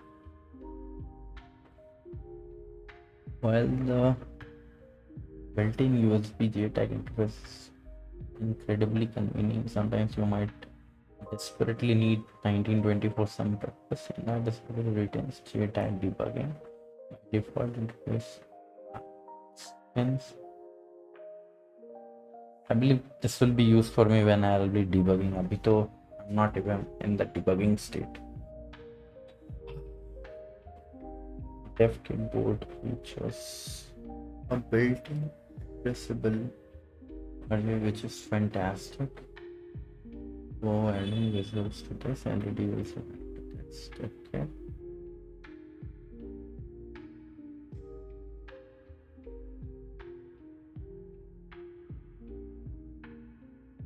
Yeah, I've done the blinking.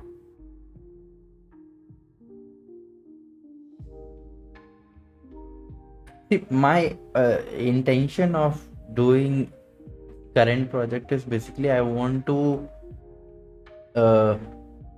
scrape off the IDF part, because I know tomorrow when I'll choose some other chip, the IDF will not be there, right? So in order to handle those scenarios, I want to basically understand the concepts. At the same time, I'm spending time in understanding these things, like what is this IDF actually doing behind this thing. So tomorrow when I restructure my code, even my current project when I'm writing, I'm keeping similar structures. So you see, I have created that skeleton, but I am yet to write things because I still rely on that framework.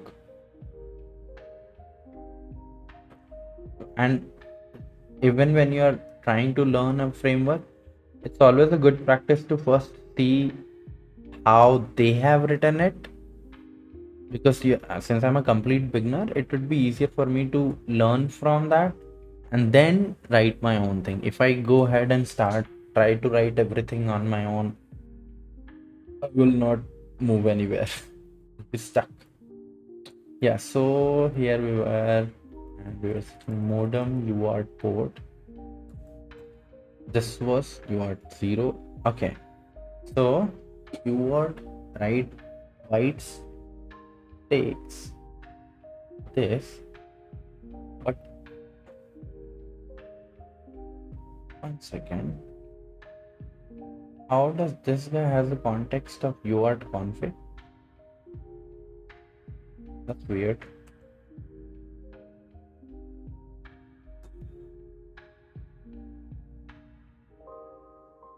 So I did UART param config. Okay. Yes. Where I set modem UART port, which I have defined here. We are gonna use where have we defined UART port 0 or 1 we should have defined it. Yeah. So here we have defined, then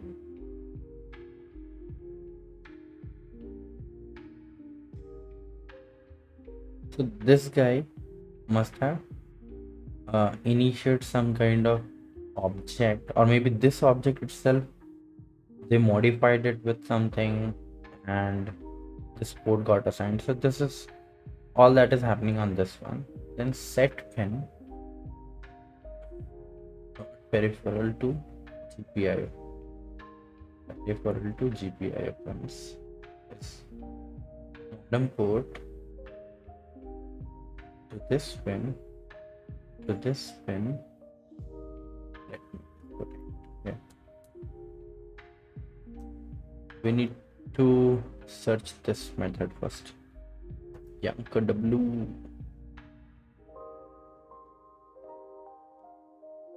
Yeah, I only suggest bare metal because now you are learning HAL plus RTOS API.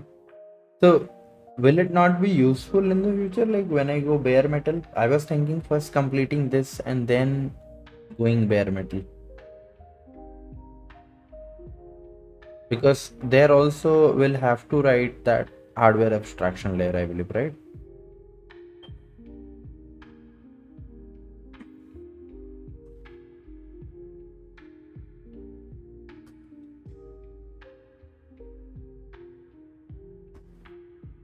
It returns.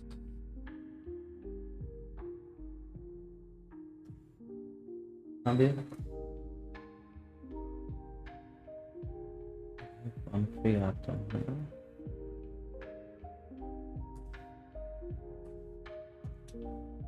हाँ हाँ I'm a streamer bro, streamer. Where is that streamer? Yeah. हाँ थोड़ा delay.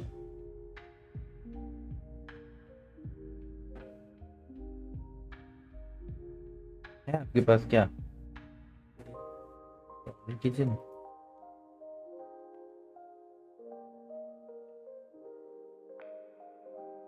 I'm interested in finding the implementation of this thing. So we do that. Config this. We'll backslash this. Okay. Maybe dot star bracket and then maybe this. How do I find the implementation? What is it doing?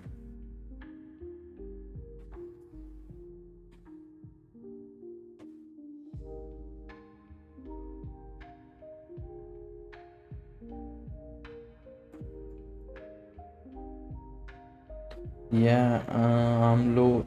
In low level, most time it's event driven in a super loop to avoid RTOS. Yes, RTOS is its own skill in my opinion.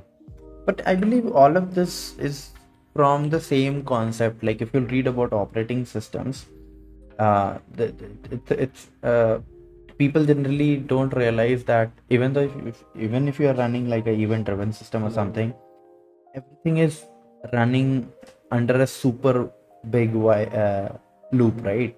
Which you have mentioned. And so from generic concept point of view, it's just a super loop, which you can have like an event loop and a queue mechanism for consumers and producers to keep things running, and that event loop is basically scheduling the job. RTOS has the same thing, and tomorrow when I'll write my own thing, it will be the same thing. So even though it looks different, I believe it's more about the what is it, abstract idea, and there's something called facts. It's just context, which is can be costly depending on the system. Yes, definitely. So I am yet to read. I don't come from a computer science background, but with over the years I have learned a lot of things. So there is a thing in my pipeline. It's called stack machines. This I have to read, and what I have heard on a couple of streams, like this is very important. Once you understand these things, how stack machines work, a lot of interpreted language are written like that, like Lua, JavaScript and all. Once you develop that understanding and idea, you can write something like this.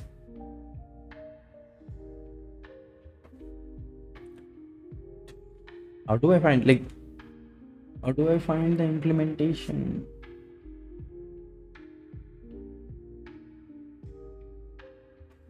It's the C file, right? This is the implementation. What I am talking about. UART SRC. Where is it? ESP driver UART SRT. Inside the driver. Okay, what does it do?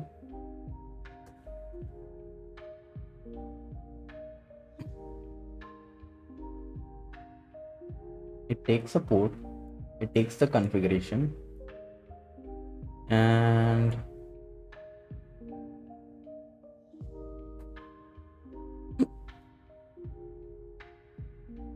what module enable.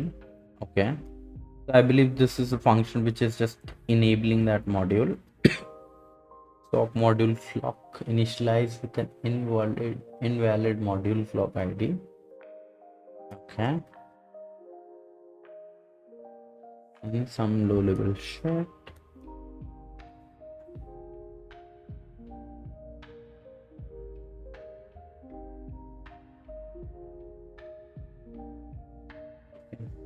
Once I reach that level, I'll definitely take your advice and read about these things. Appreciate it, man.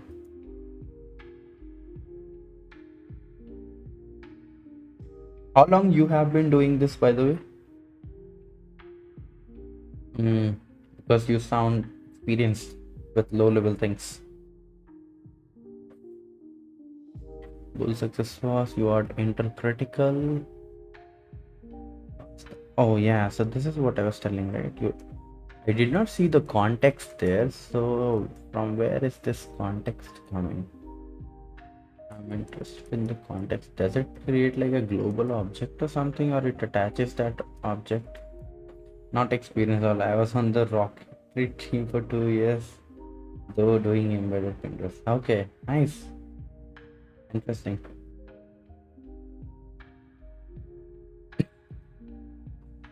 So we want to know where is this context being defined, and is it getting attached to that config which was passed down here.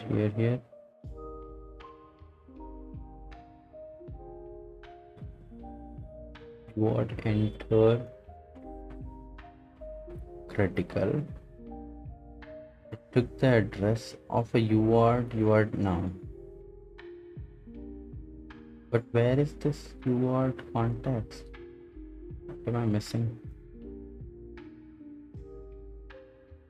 I don't see UART context here.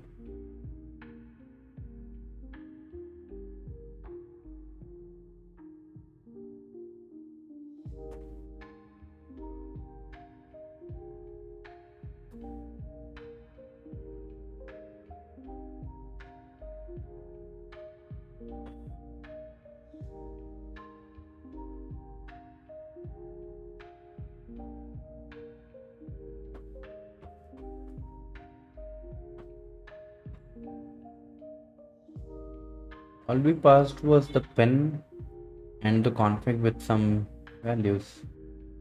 Then what happened?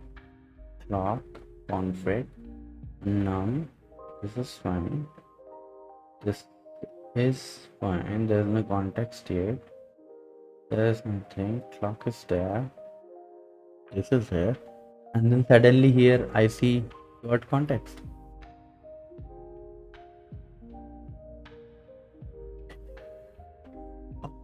Could it be like a predefined num or something? Let me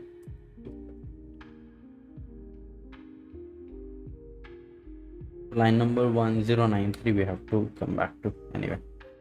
So if I go, it is being used at a lot of classes. It could be just a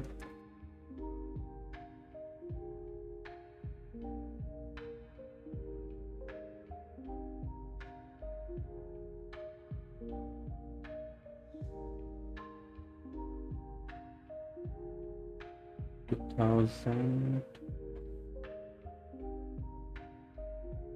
Aha. I'm telling you it was like a type only. It was a type.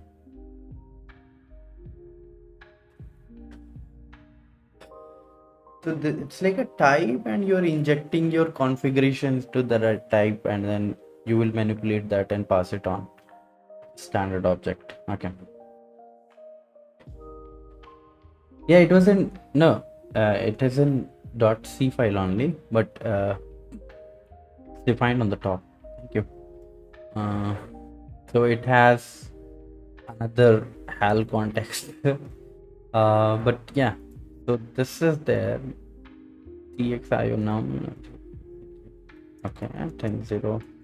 We have to go to this guy, and then the ALNet. I'm assuming this is like some kind of hardware initialization. Yes, I did, and then configure is required, set priority, all of those configurations. It's like talking to that particular device and saying, hey dude, this is what I'm planning. Are you fine? And he said, yeah, I'm good. If anything fails, it does ESP fail, which is fine. Otherwise, you do this, and but you don't pass anything, is it? Yeah, you just, and all of this is possible only because there is one device, right? Because you are writing the program to work on one device on a specific port, and you just pass that port and you ask it to enable it. Okay, but rest of that, guys, so this port is enabled by that. This port is enabled for UART communication now. Now this guy is doing UART peripheral to GPIO ports. Modem port is UART2. Yes. This and this. What is the point of this then? Like, why? You only care about the pins, right? Why do you care about from which port this communication is happening?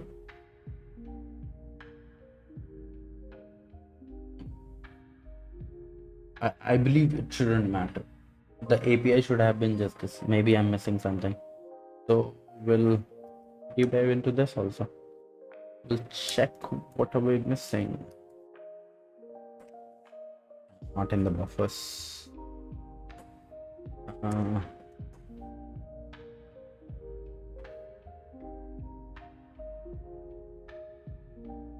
RST. Why are missing RST?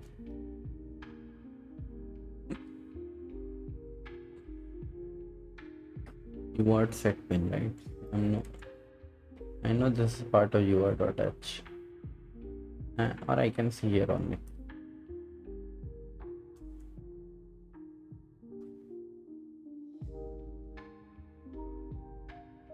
I could have searched with that pin. This.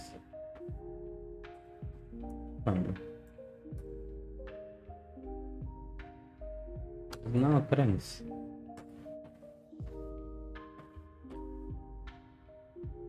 How come .h here we must have this.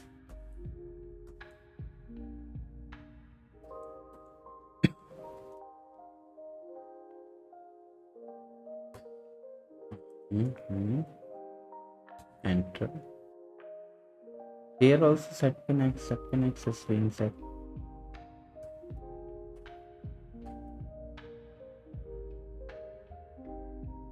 Wow. This is cool. Something is happening here. Like a function generator. Same function with different endings, I believe. Underscore is being replaced by the function name.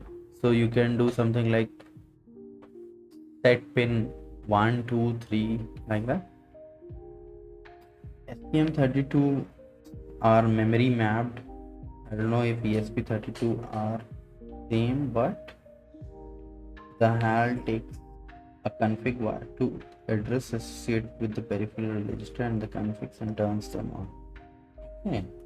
I have heard about STM. Even a lot of tutorials that is out there on internet is also on STM, but I just picked up whatever was easily available for me.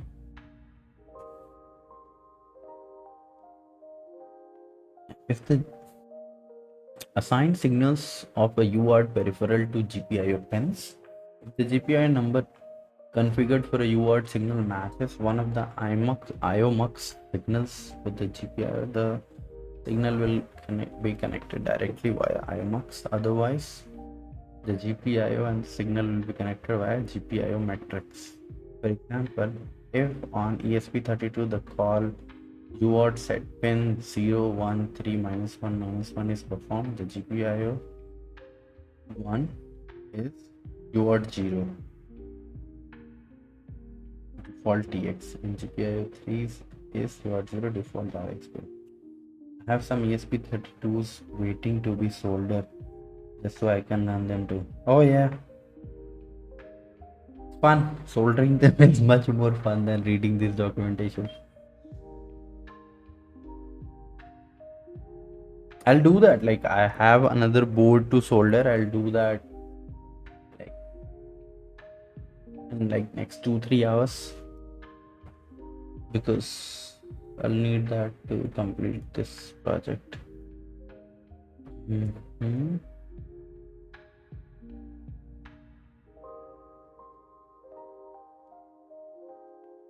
Okay, so it is setting pin. What is the third argument? TX to now, ठीक है, RX to now, RTS and CTS.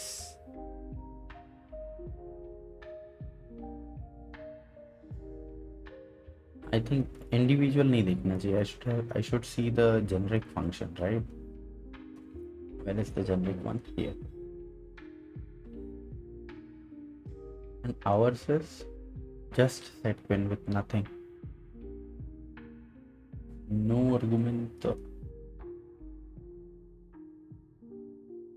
The data sheet and the reference manuals will be your friends even though they might not be now. Yes, definitely.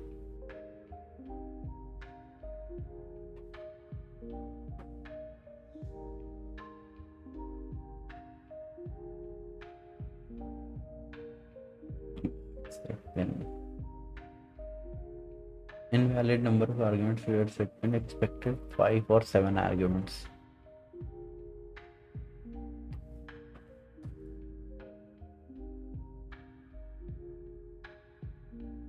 The function generator, but where is the actual function? I still don't see that actual function here. Is it defined somewhere else? ESP HAL UART type ESP check dot so that can, maybe I should do this. That can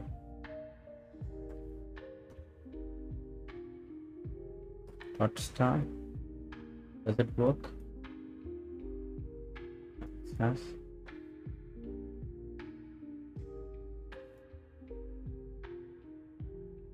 I gotta learn how to use this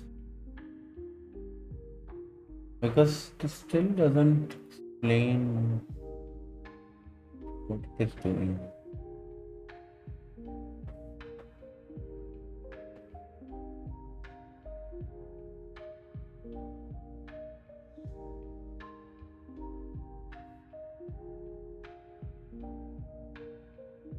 So these header files are there, but looking for the implementation, where is it defined? What it does?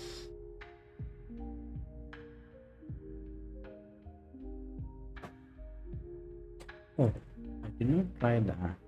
Maybe I should try that. Where is it?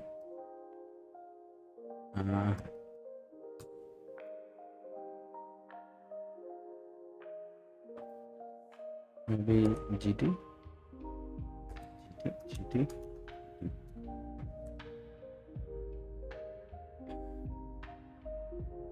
Oh, okay. So if that nothing is defined, then we need to check which one is being called, right?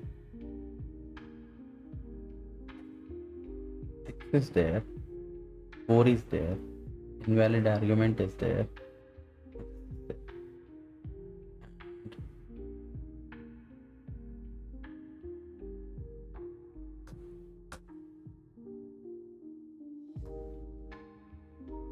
So 6 is there, right? RxTX, I know. RTS, CTS, what is that?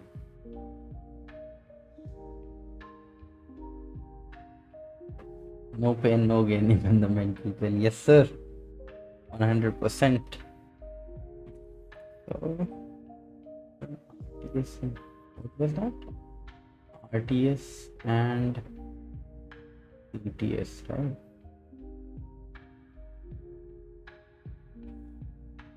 UART, RTS, CTS. What is this?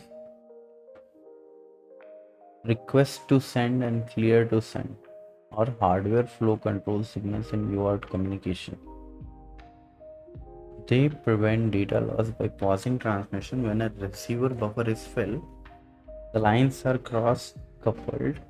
RTS output connects to the device's BCTS. Oh, interesting. It's a big image. Is it like when the ring buffer is, so there is, okay,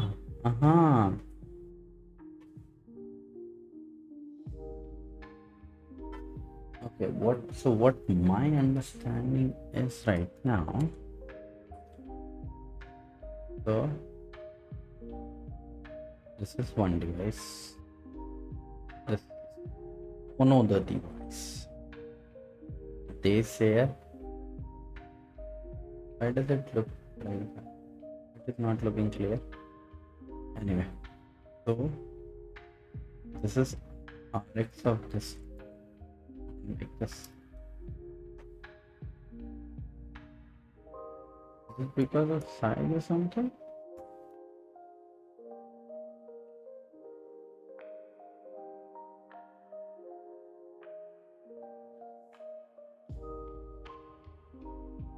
I will open.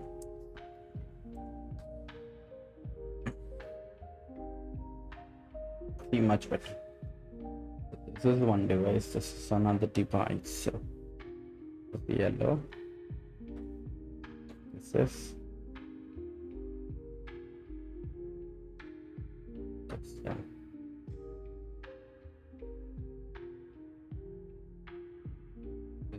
Here. This is here. And they also have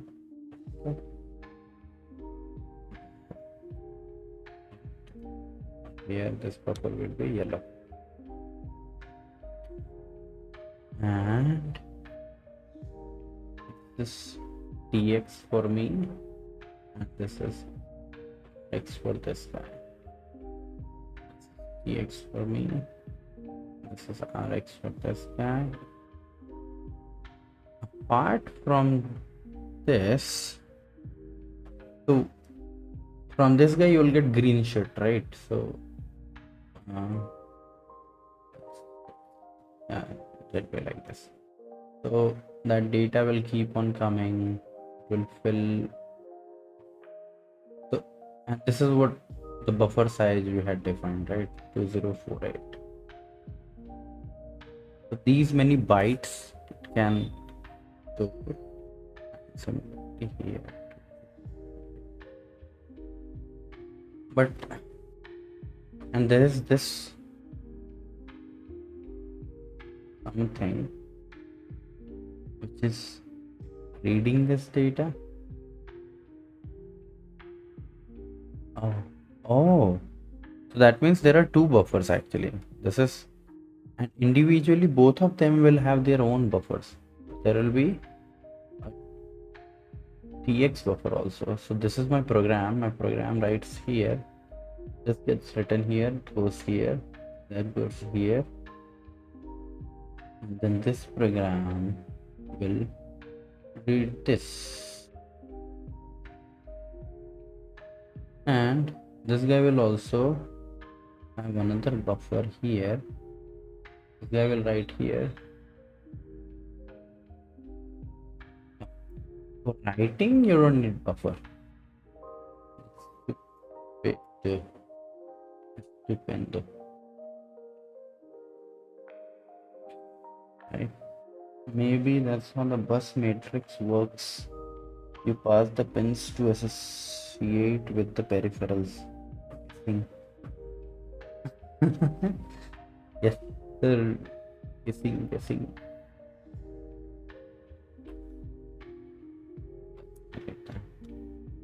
It doesn't need a buffer when it is writing, right? It goes there, goes here, stays, then this guy gets it. When I'm writing, I don't need a buffer. I can just write. Here. So, but the problem is, if this thing is full, so I don't want to write that. There is no point in writing it. So that is where this RTS and CTS comes into the picture, right? That's what it was telling.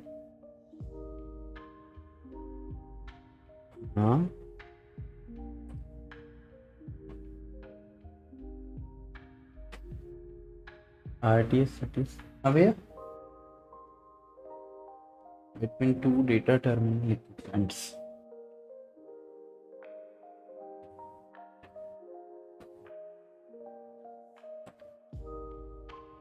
But we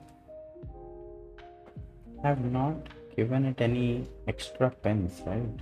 So how is it doing that? Only build this pin. UART pin no change, UART pin no change. Wait. This is cool. चल रहा हूँ, थोड़ा break लेता हूँ मैं भी.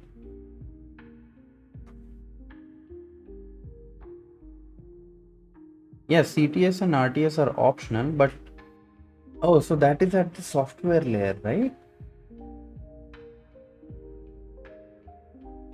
So it feels like at software level, when you're using this protocol, you can have something like, hey, do not push data if the other side is not ready. But then the other side party also needs to be aware of that protocol. So is it like a command that gets detected during the configuration itself? So is it being done here, or during this part only it is talking to that guy and telling ki, hey, if you are not feeling well, let me know, I will not send more data.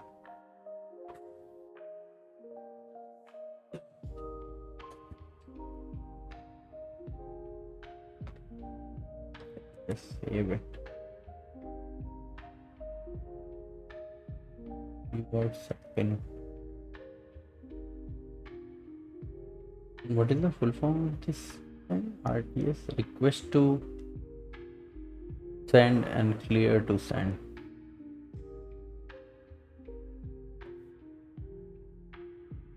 And they both have the same pins, so they can use the same pins. For no pin no change means they're using the same pin, right? Because it would have been something like your pin disabled or something, but I believe no change means they're gonna use those pins to handle that. That's what my understanding is. I guess you would request to send and wait for CTS from the other device. Yeah, but yeah, but true, and it is implemented in IDF by default, is it? Like, because it should have been an optional field. Why are we configuring it? Or maybe no change means it is not being used. We can check that also. Yank W as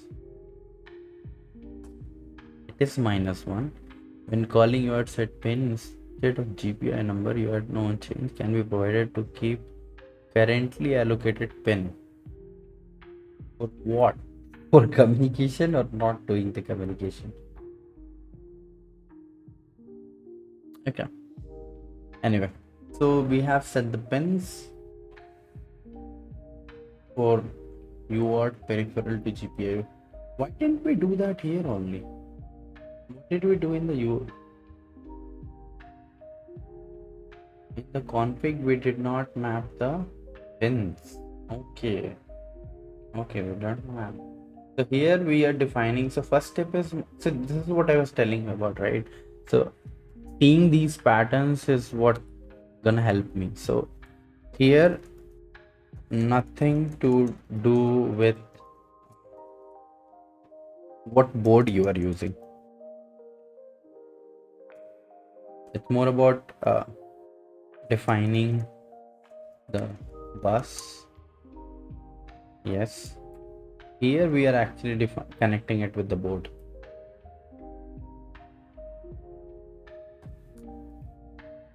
Connecting the bus, or not even connecting, this is independent.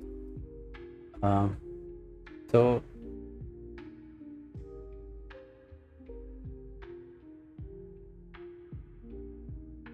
UART plus GPIO pins.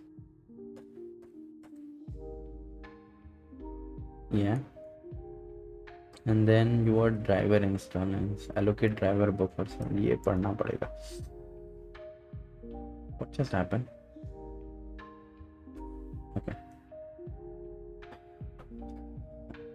Okay, bro, I'll take a break. I'll be back.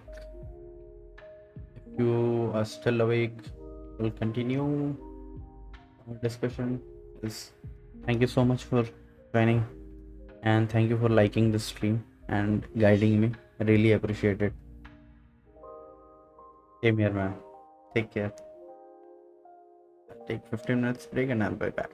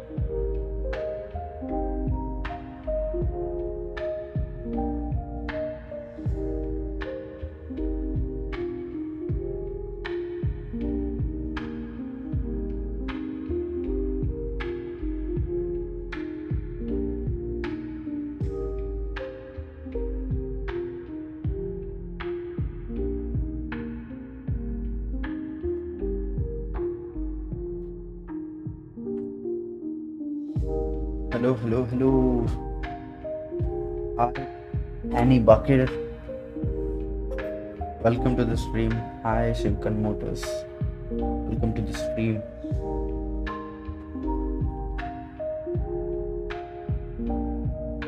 So,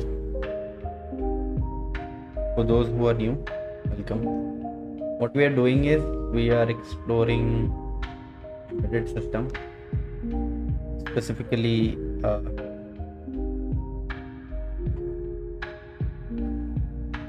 अभी जो यार ये stream में, do you guys also see a small? Let me check my OBS. Oh yeah, it is there. Yes. Let me just move it out of the way. Better. So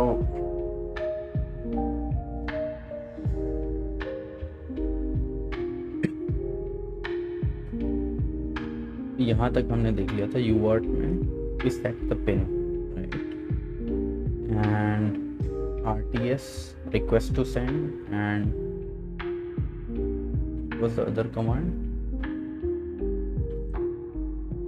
RTS and CTS, request to send and clear to send.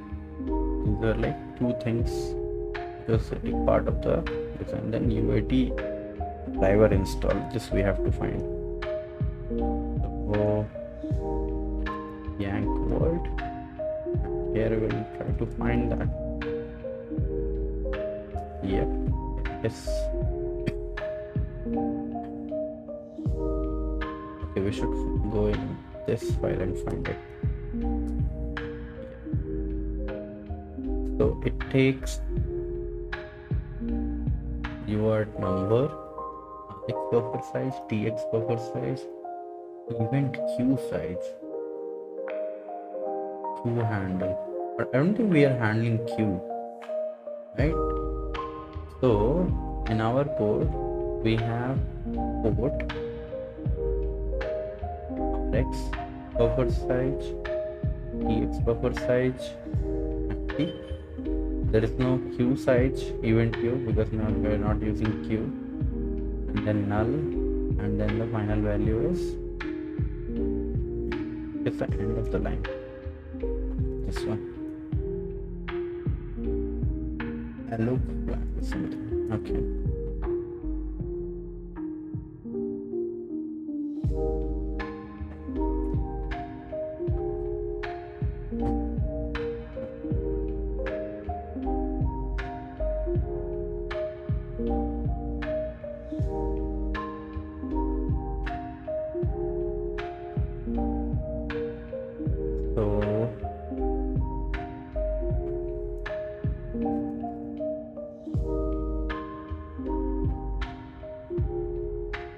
Now this is some low level shit what they have handled, so we don't have to worry about these things, semaphore and all. We will read about these things later when we get time, but for now our understanding is clear. So driver install we did, and then modem send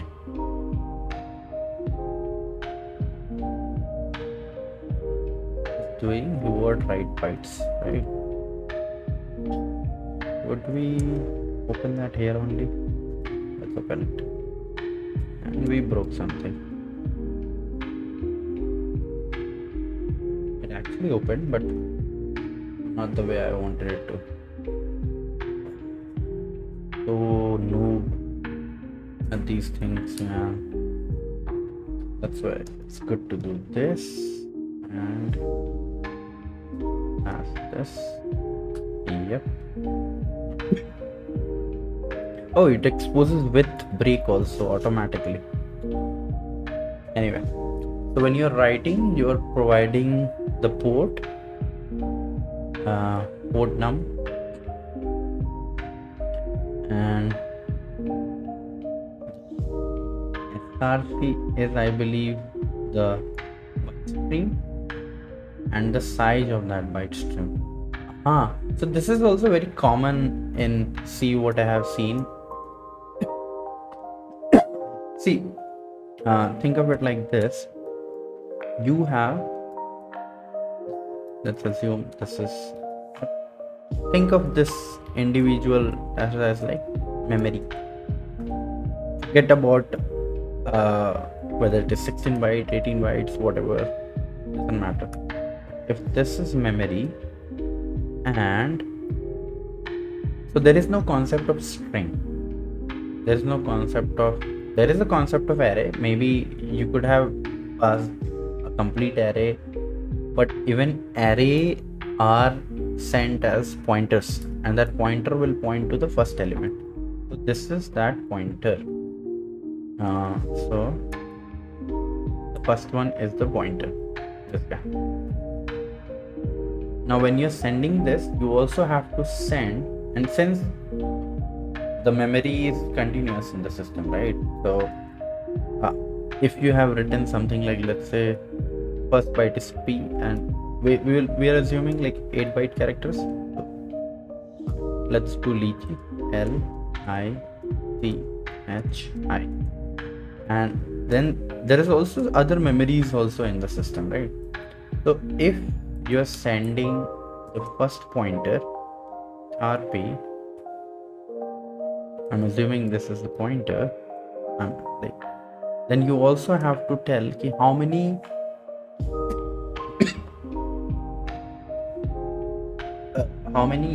bytes you are sending. Here it is byte, but when you are dealing with structs, there also you'll have to just kind of say count, and internally it will automatically handles, like if one is, let's say 30 bytes, then it will do 30 plus, it will keep on do. So if you do P is equal to, if P is a pointer, and if you do something like P equal to P plus 1, it will automatically point to the next element, and you don't have to handle that. The compiler takes care of that. So that's how it is done.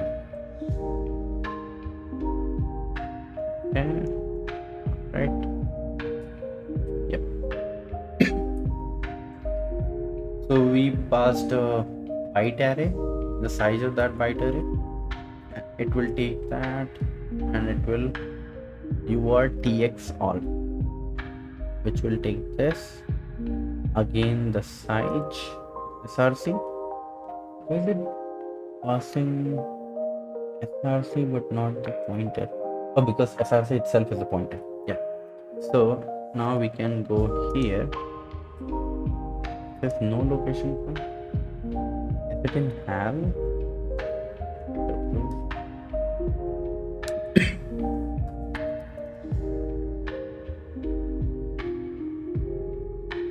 Yeah, here it is. So the definition must be somewhere else. So we'll do slash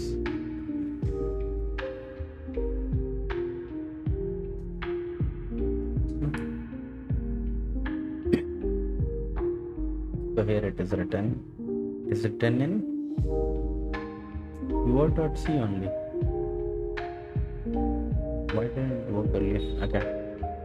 So again, the num character size t, original size is this, log for UARTX. I don't know why semaphore, वो नहीं पता मेरे को कैसे काम करता है, but I believe it must be iterating. Yes, while size is greater than 0,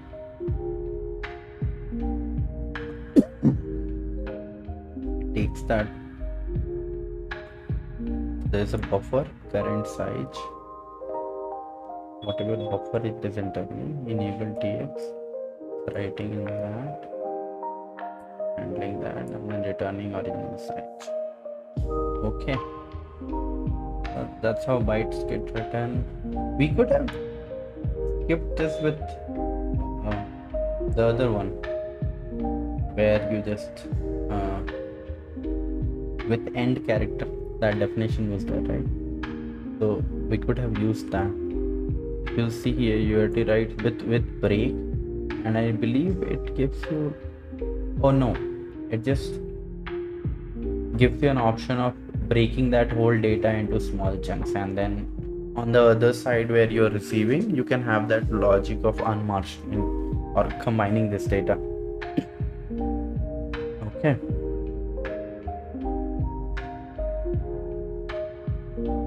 Okay, so this is cool. And then modem read for S. I believe that is message, right?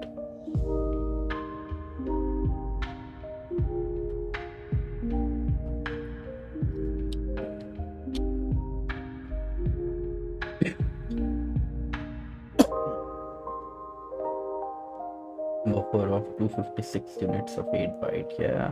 Int elapsed, while elapsed is less than this. Wait, what?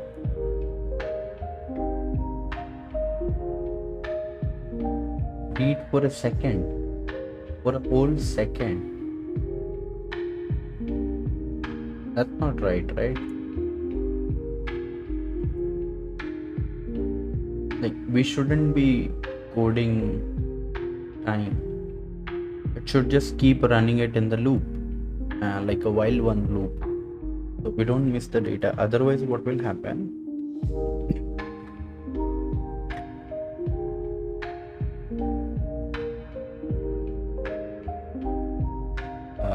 Int length UART read bytes is there, which takes the port, takes the data array, size of data, which is 256 minus 255 bytes.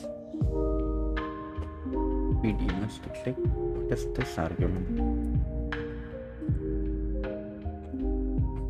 Like, it waits for 100 milliseconds. We should read this.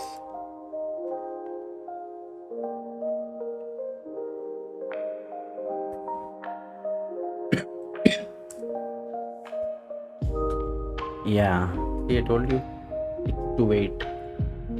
It is waiting for that much ticks. But why?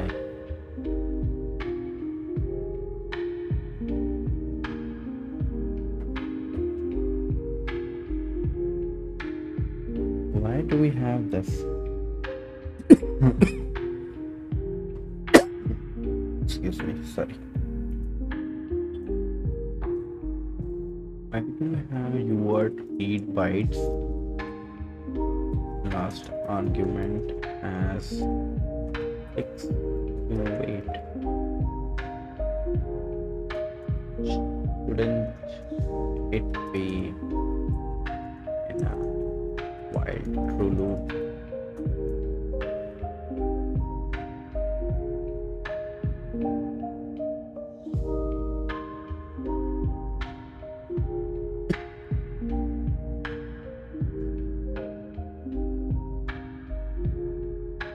Good question. It can run inside a while true loop, but UART read byte still needs a timeout because the task must know what to do.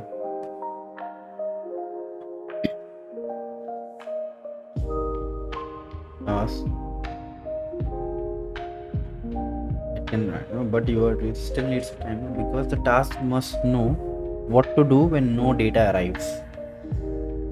When no data arrives, you just keep listening. The last argument means how long should this call wait for bytes before returning? It's like a timeout. It's not tick to wait.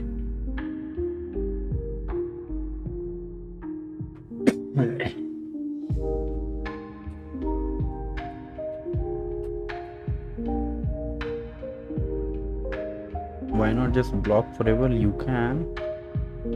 That means sleep here until data arrives. This is okay for a dedicated UART RX task. But timeout is useful because the task may need to periodically do other things.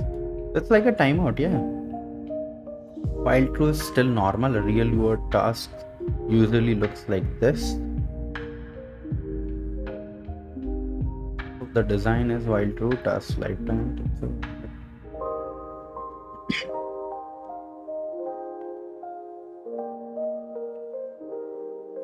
Okay, it's like an optimization that has been done, but if Okay, so here you waited for this. It's like a async call, you can think, and with an await and with a timeout of 100 millisecond, and in that 100 millisecond, if you don't get the data,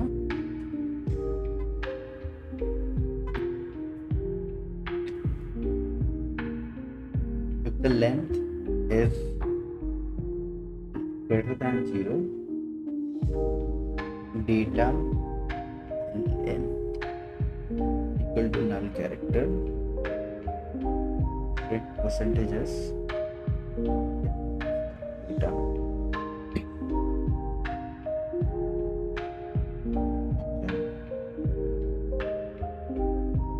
And then add that time.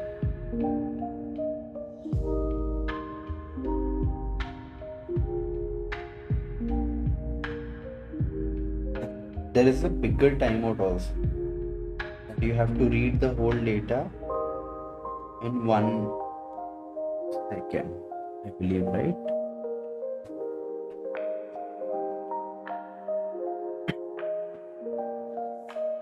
I'm confused. Why are we manually controlling many times?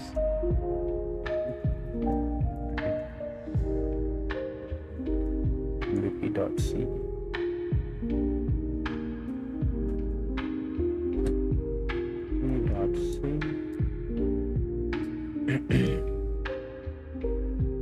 Okay, because here we are calling this and we are kinda it's a main task, right? So we are anyway blocking the time, because until this is done, this will not execute. So for it's a sequential operation we are running, which is fine because you don't want to spam or bombard your other node, right? Your feeling is correct. Right now we are manually doing the same pattern and again. That is okay for learning, but it should quickly become a helper function because the real concept is send command.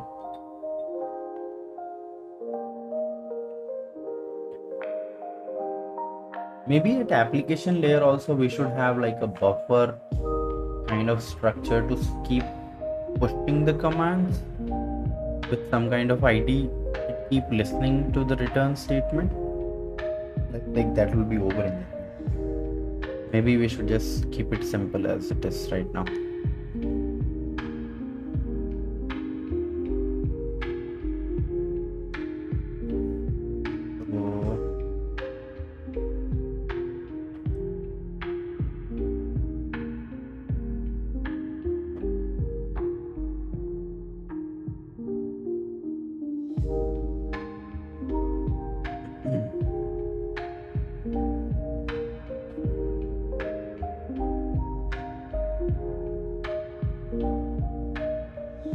My window keeps switching.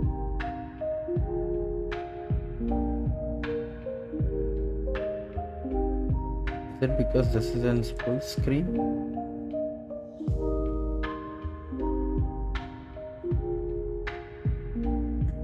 Give me 1 second, guys. Okay.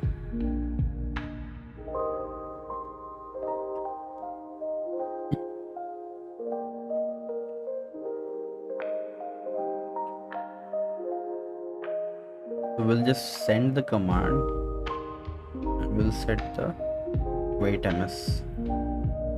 That's like a timeout. Oh, so this is a whole functional timeout, and for individual byte we have another timeout. So the 2 types of timeouts we are setting.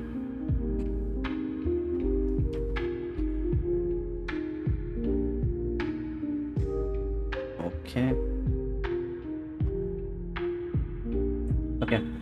I think this is good for what we have done. My concern here is modem is here, right? So maybe we should add header file. We actually don't need a header file, but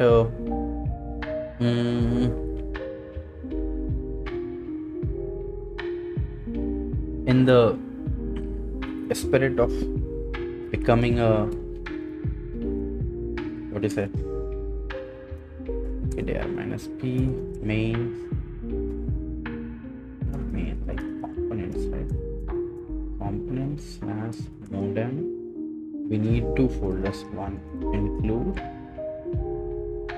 which will have my header file, and one src. Yes. And in the include we'll define touch.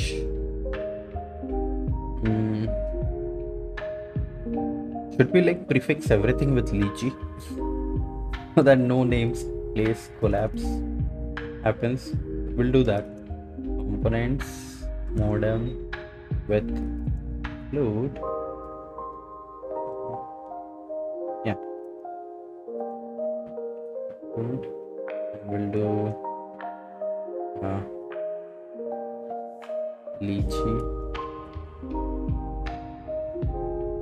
modem dot h.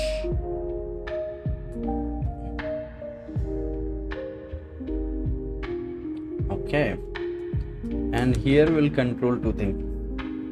See,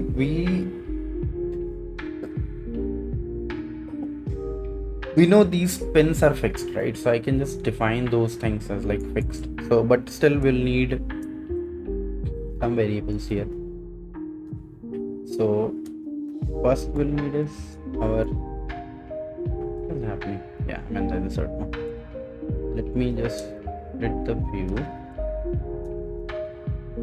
and open our phone MVP here.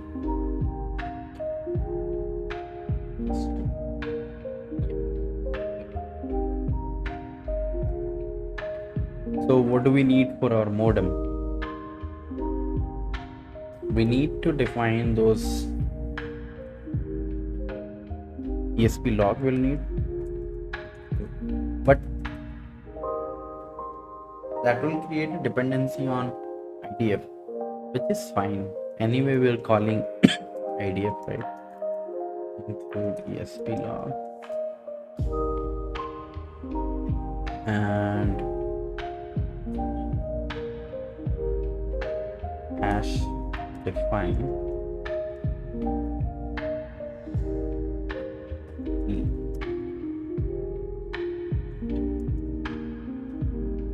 tag. We'll keep the tag lychee and tag lychee modem. This is going to be, and we will call it lychee modem. Lychee modem, right? And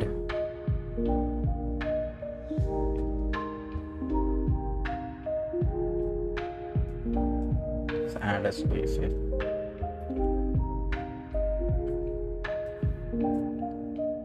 And we'll also need UART driver hash include driver UART dot h.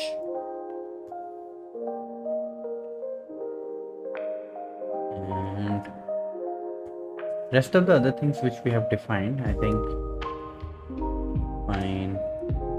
Modem UART port and everything. That makes sense. So how about we just copy it from here and go to the first line, delete next 6 line. So delete 6j, I believe. Yep, here, paste it here. Felt so good. See, these things we are gonna keep it fixed, right? So there's no point in writing these things as a separate library.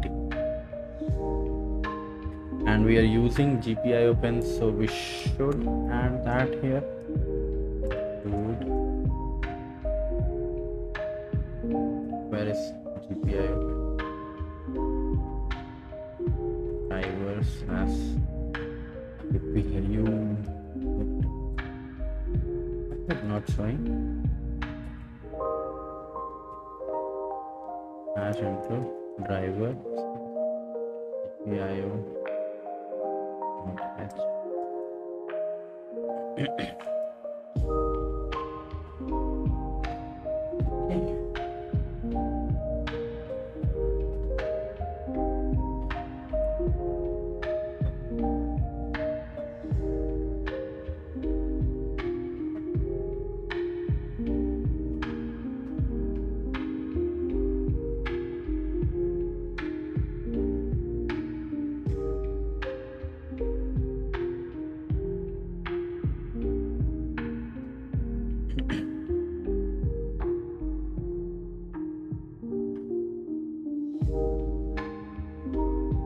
Yeah, delete 8J, paste it here.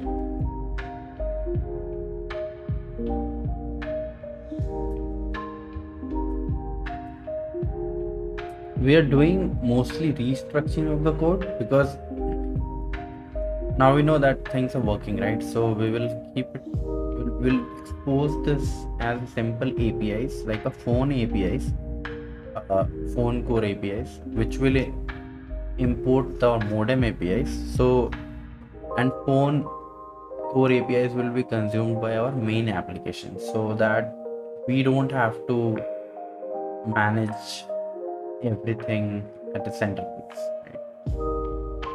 Why these things are giving error?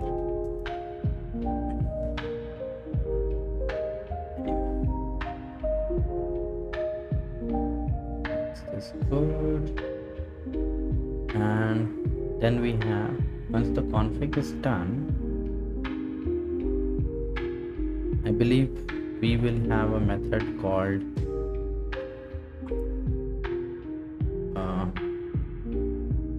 we can have something like get config.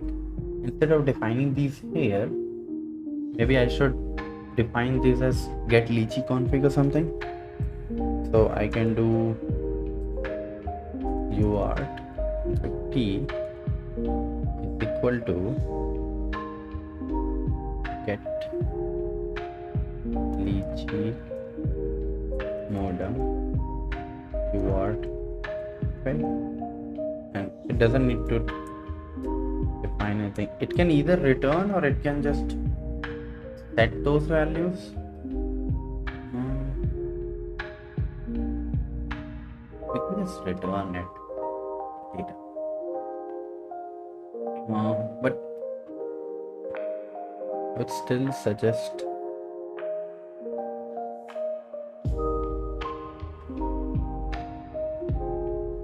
if we take UART config T, type UART config T star UART config, and let's make it set lychee phone, and we'll call it void.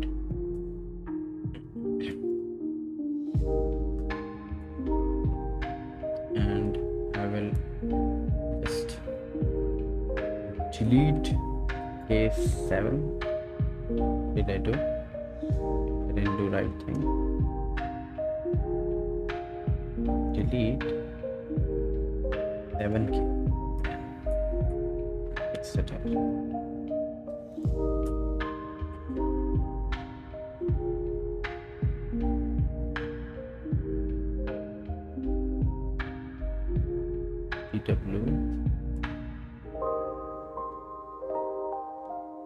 We're just setting it here, and we can log. We can log the values here. But ठीक है.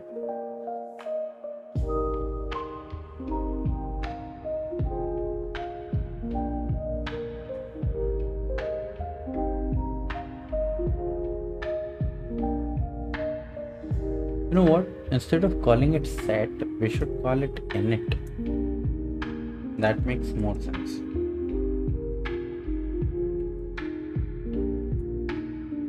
Init lychee modem UART config, where it will take a config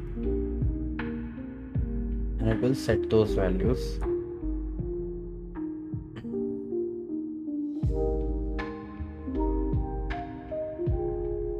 But it is taking that parameter, right? So it does make sense to call it a set.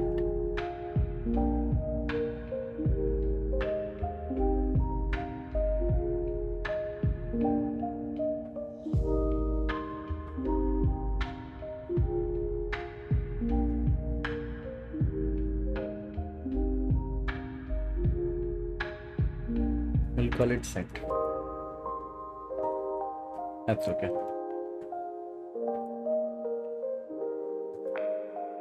We have set the values. Then what we wanna do is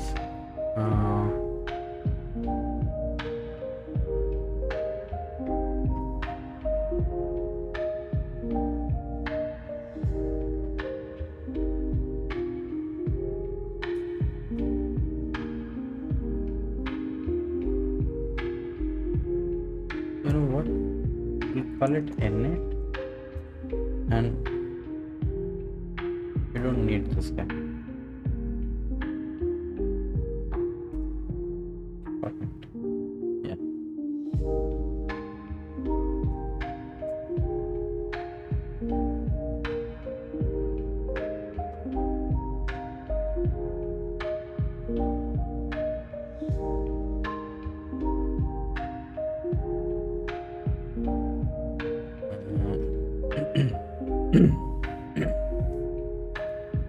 And then we'll need all these guys, right? So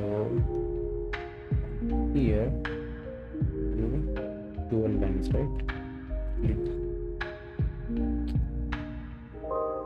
D12J. Okay, and paste it here.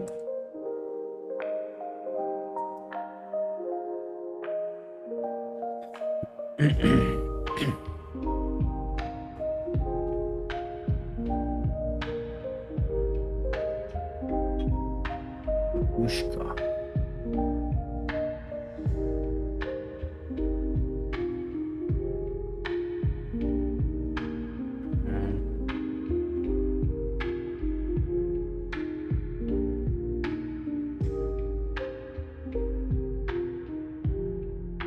And then we need a way to call these, right? We can do void modem. We call it lychee modem only. We call it lychee, right? Init lychee modem. So or lychee modem init, so that we have lychee prefix everywhere. That's the standard we are going to follow. So we are going to follow lychee modem send command. This will have our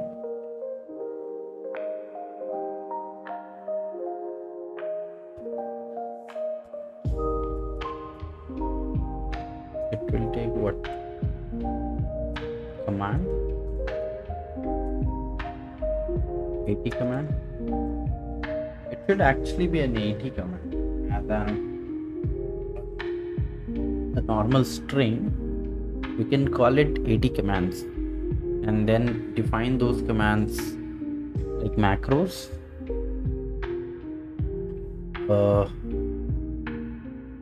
Yep, we'll do that. Comma wait.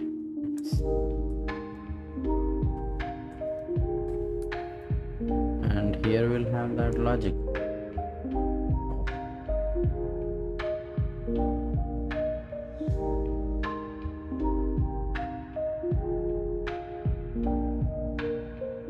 instead of wait for MS, I'll call it like timeout, because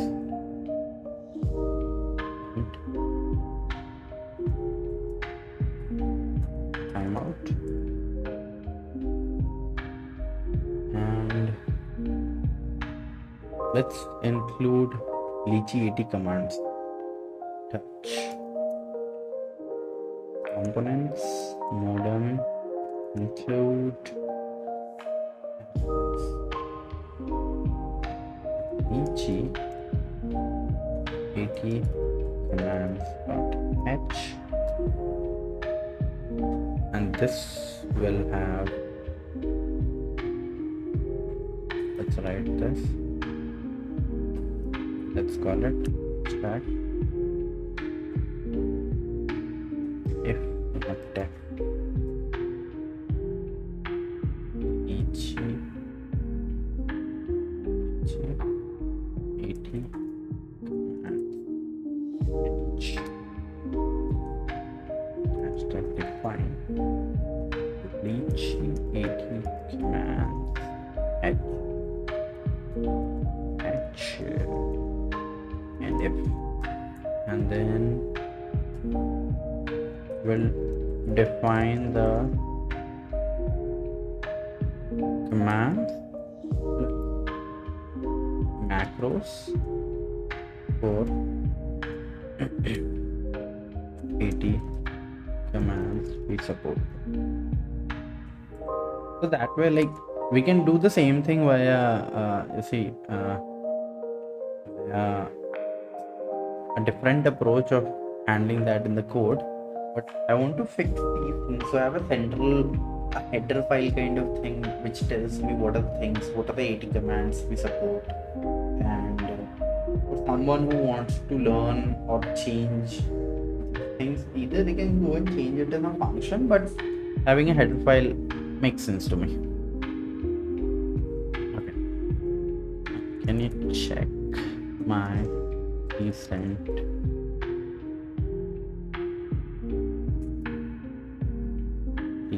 factor around support side for supporting 80 commands there, and modem, all this.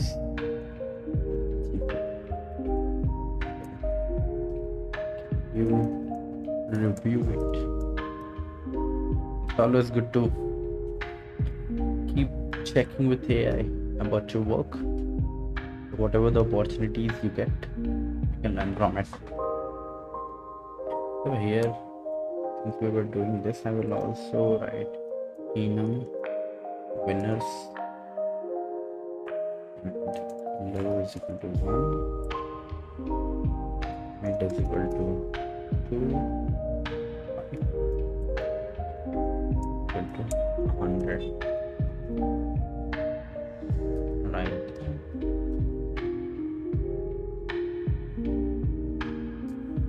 Written.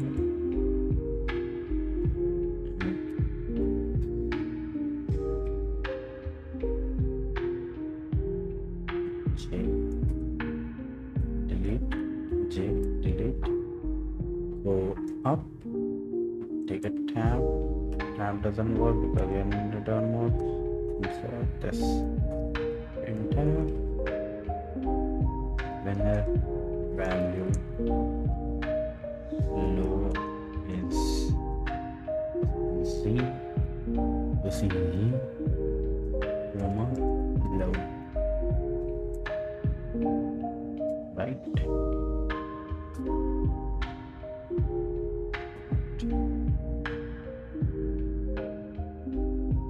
Error.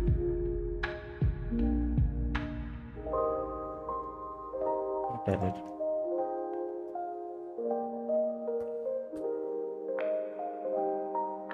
It's always good to check the exact letter number. This is what we actually missed. It had told us you cannot share the namespace. So maybe we should call our low, substitute the word low with the word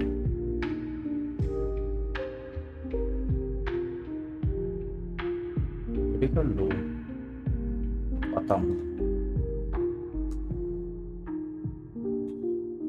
We did not substitute it.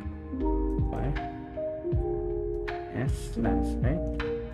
Low slash bottom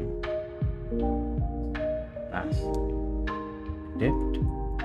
Same we'll do here. Keep around bottom. We'll write it. File it again. Another error.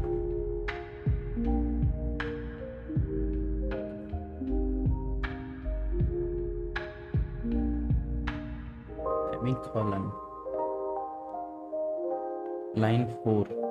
Let's go to line 4. Okay. Is it supposed to be like a substitute the mass with semicolon as enter. Do again. We do this globally on that same line. Return.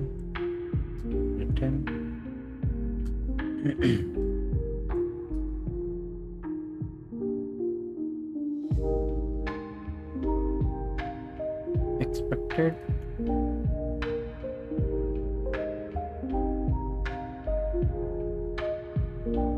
Semicolon or comma. It was a fucking comma. Go to the insert mode.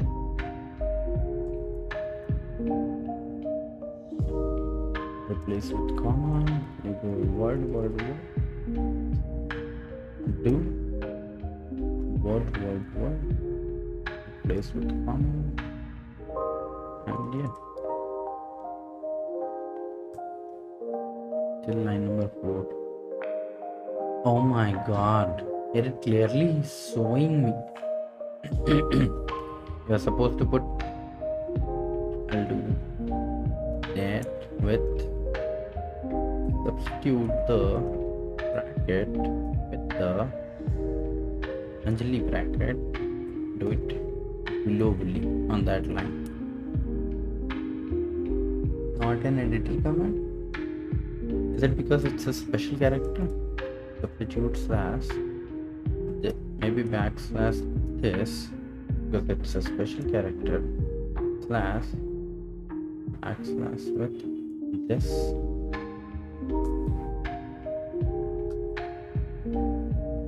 Do it manually, guys.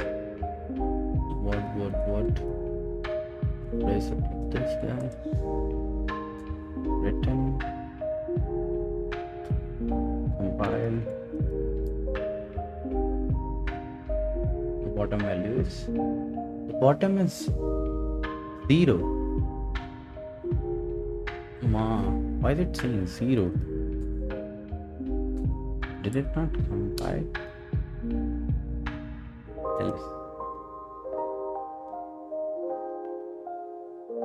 We are writing in A.C only, right? Yep.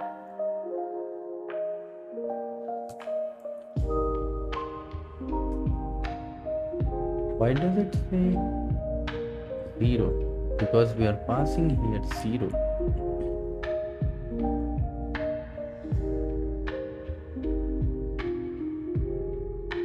Go in complete replace mode. Input TOM.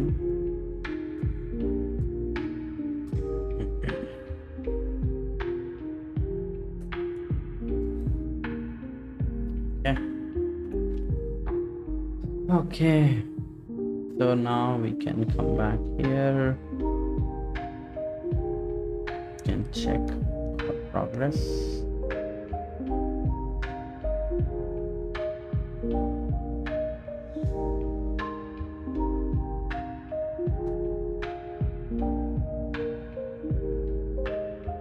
Why it keeps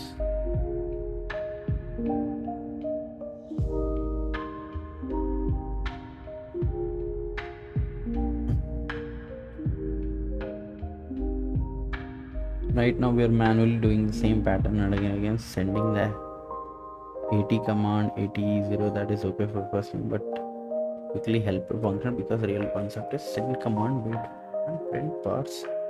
Yes, modem ESP32 equals this happening this. I see a few likely build blockers already.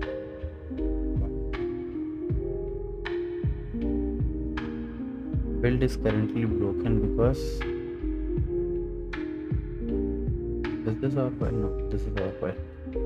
Yeah, because use this 1 MBRC use modem port tape macro exists only in the Libc modality.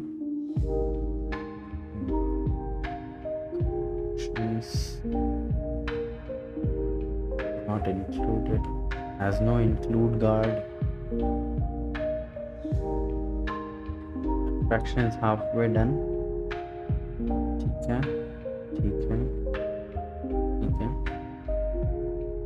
Can you fix just the forward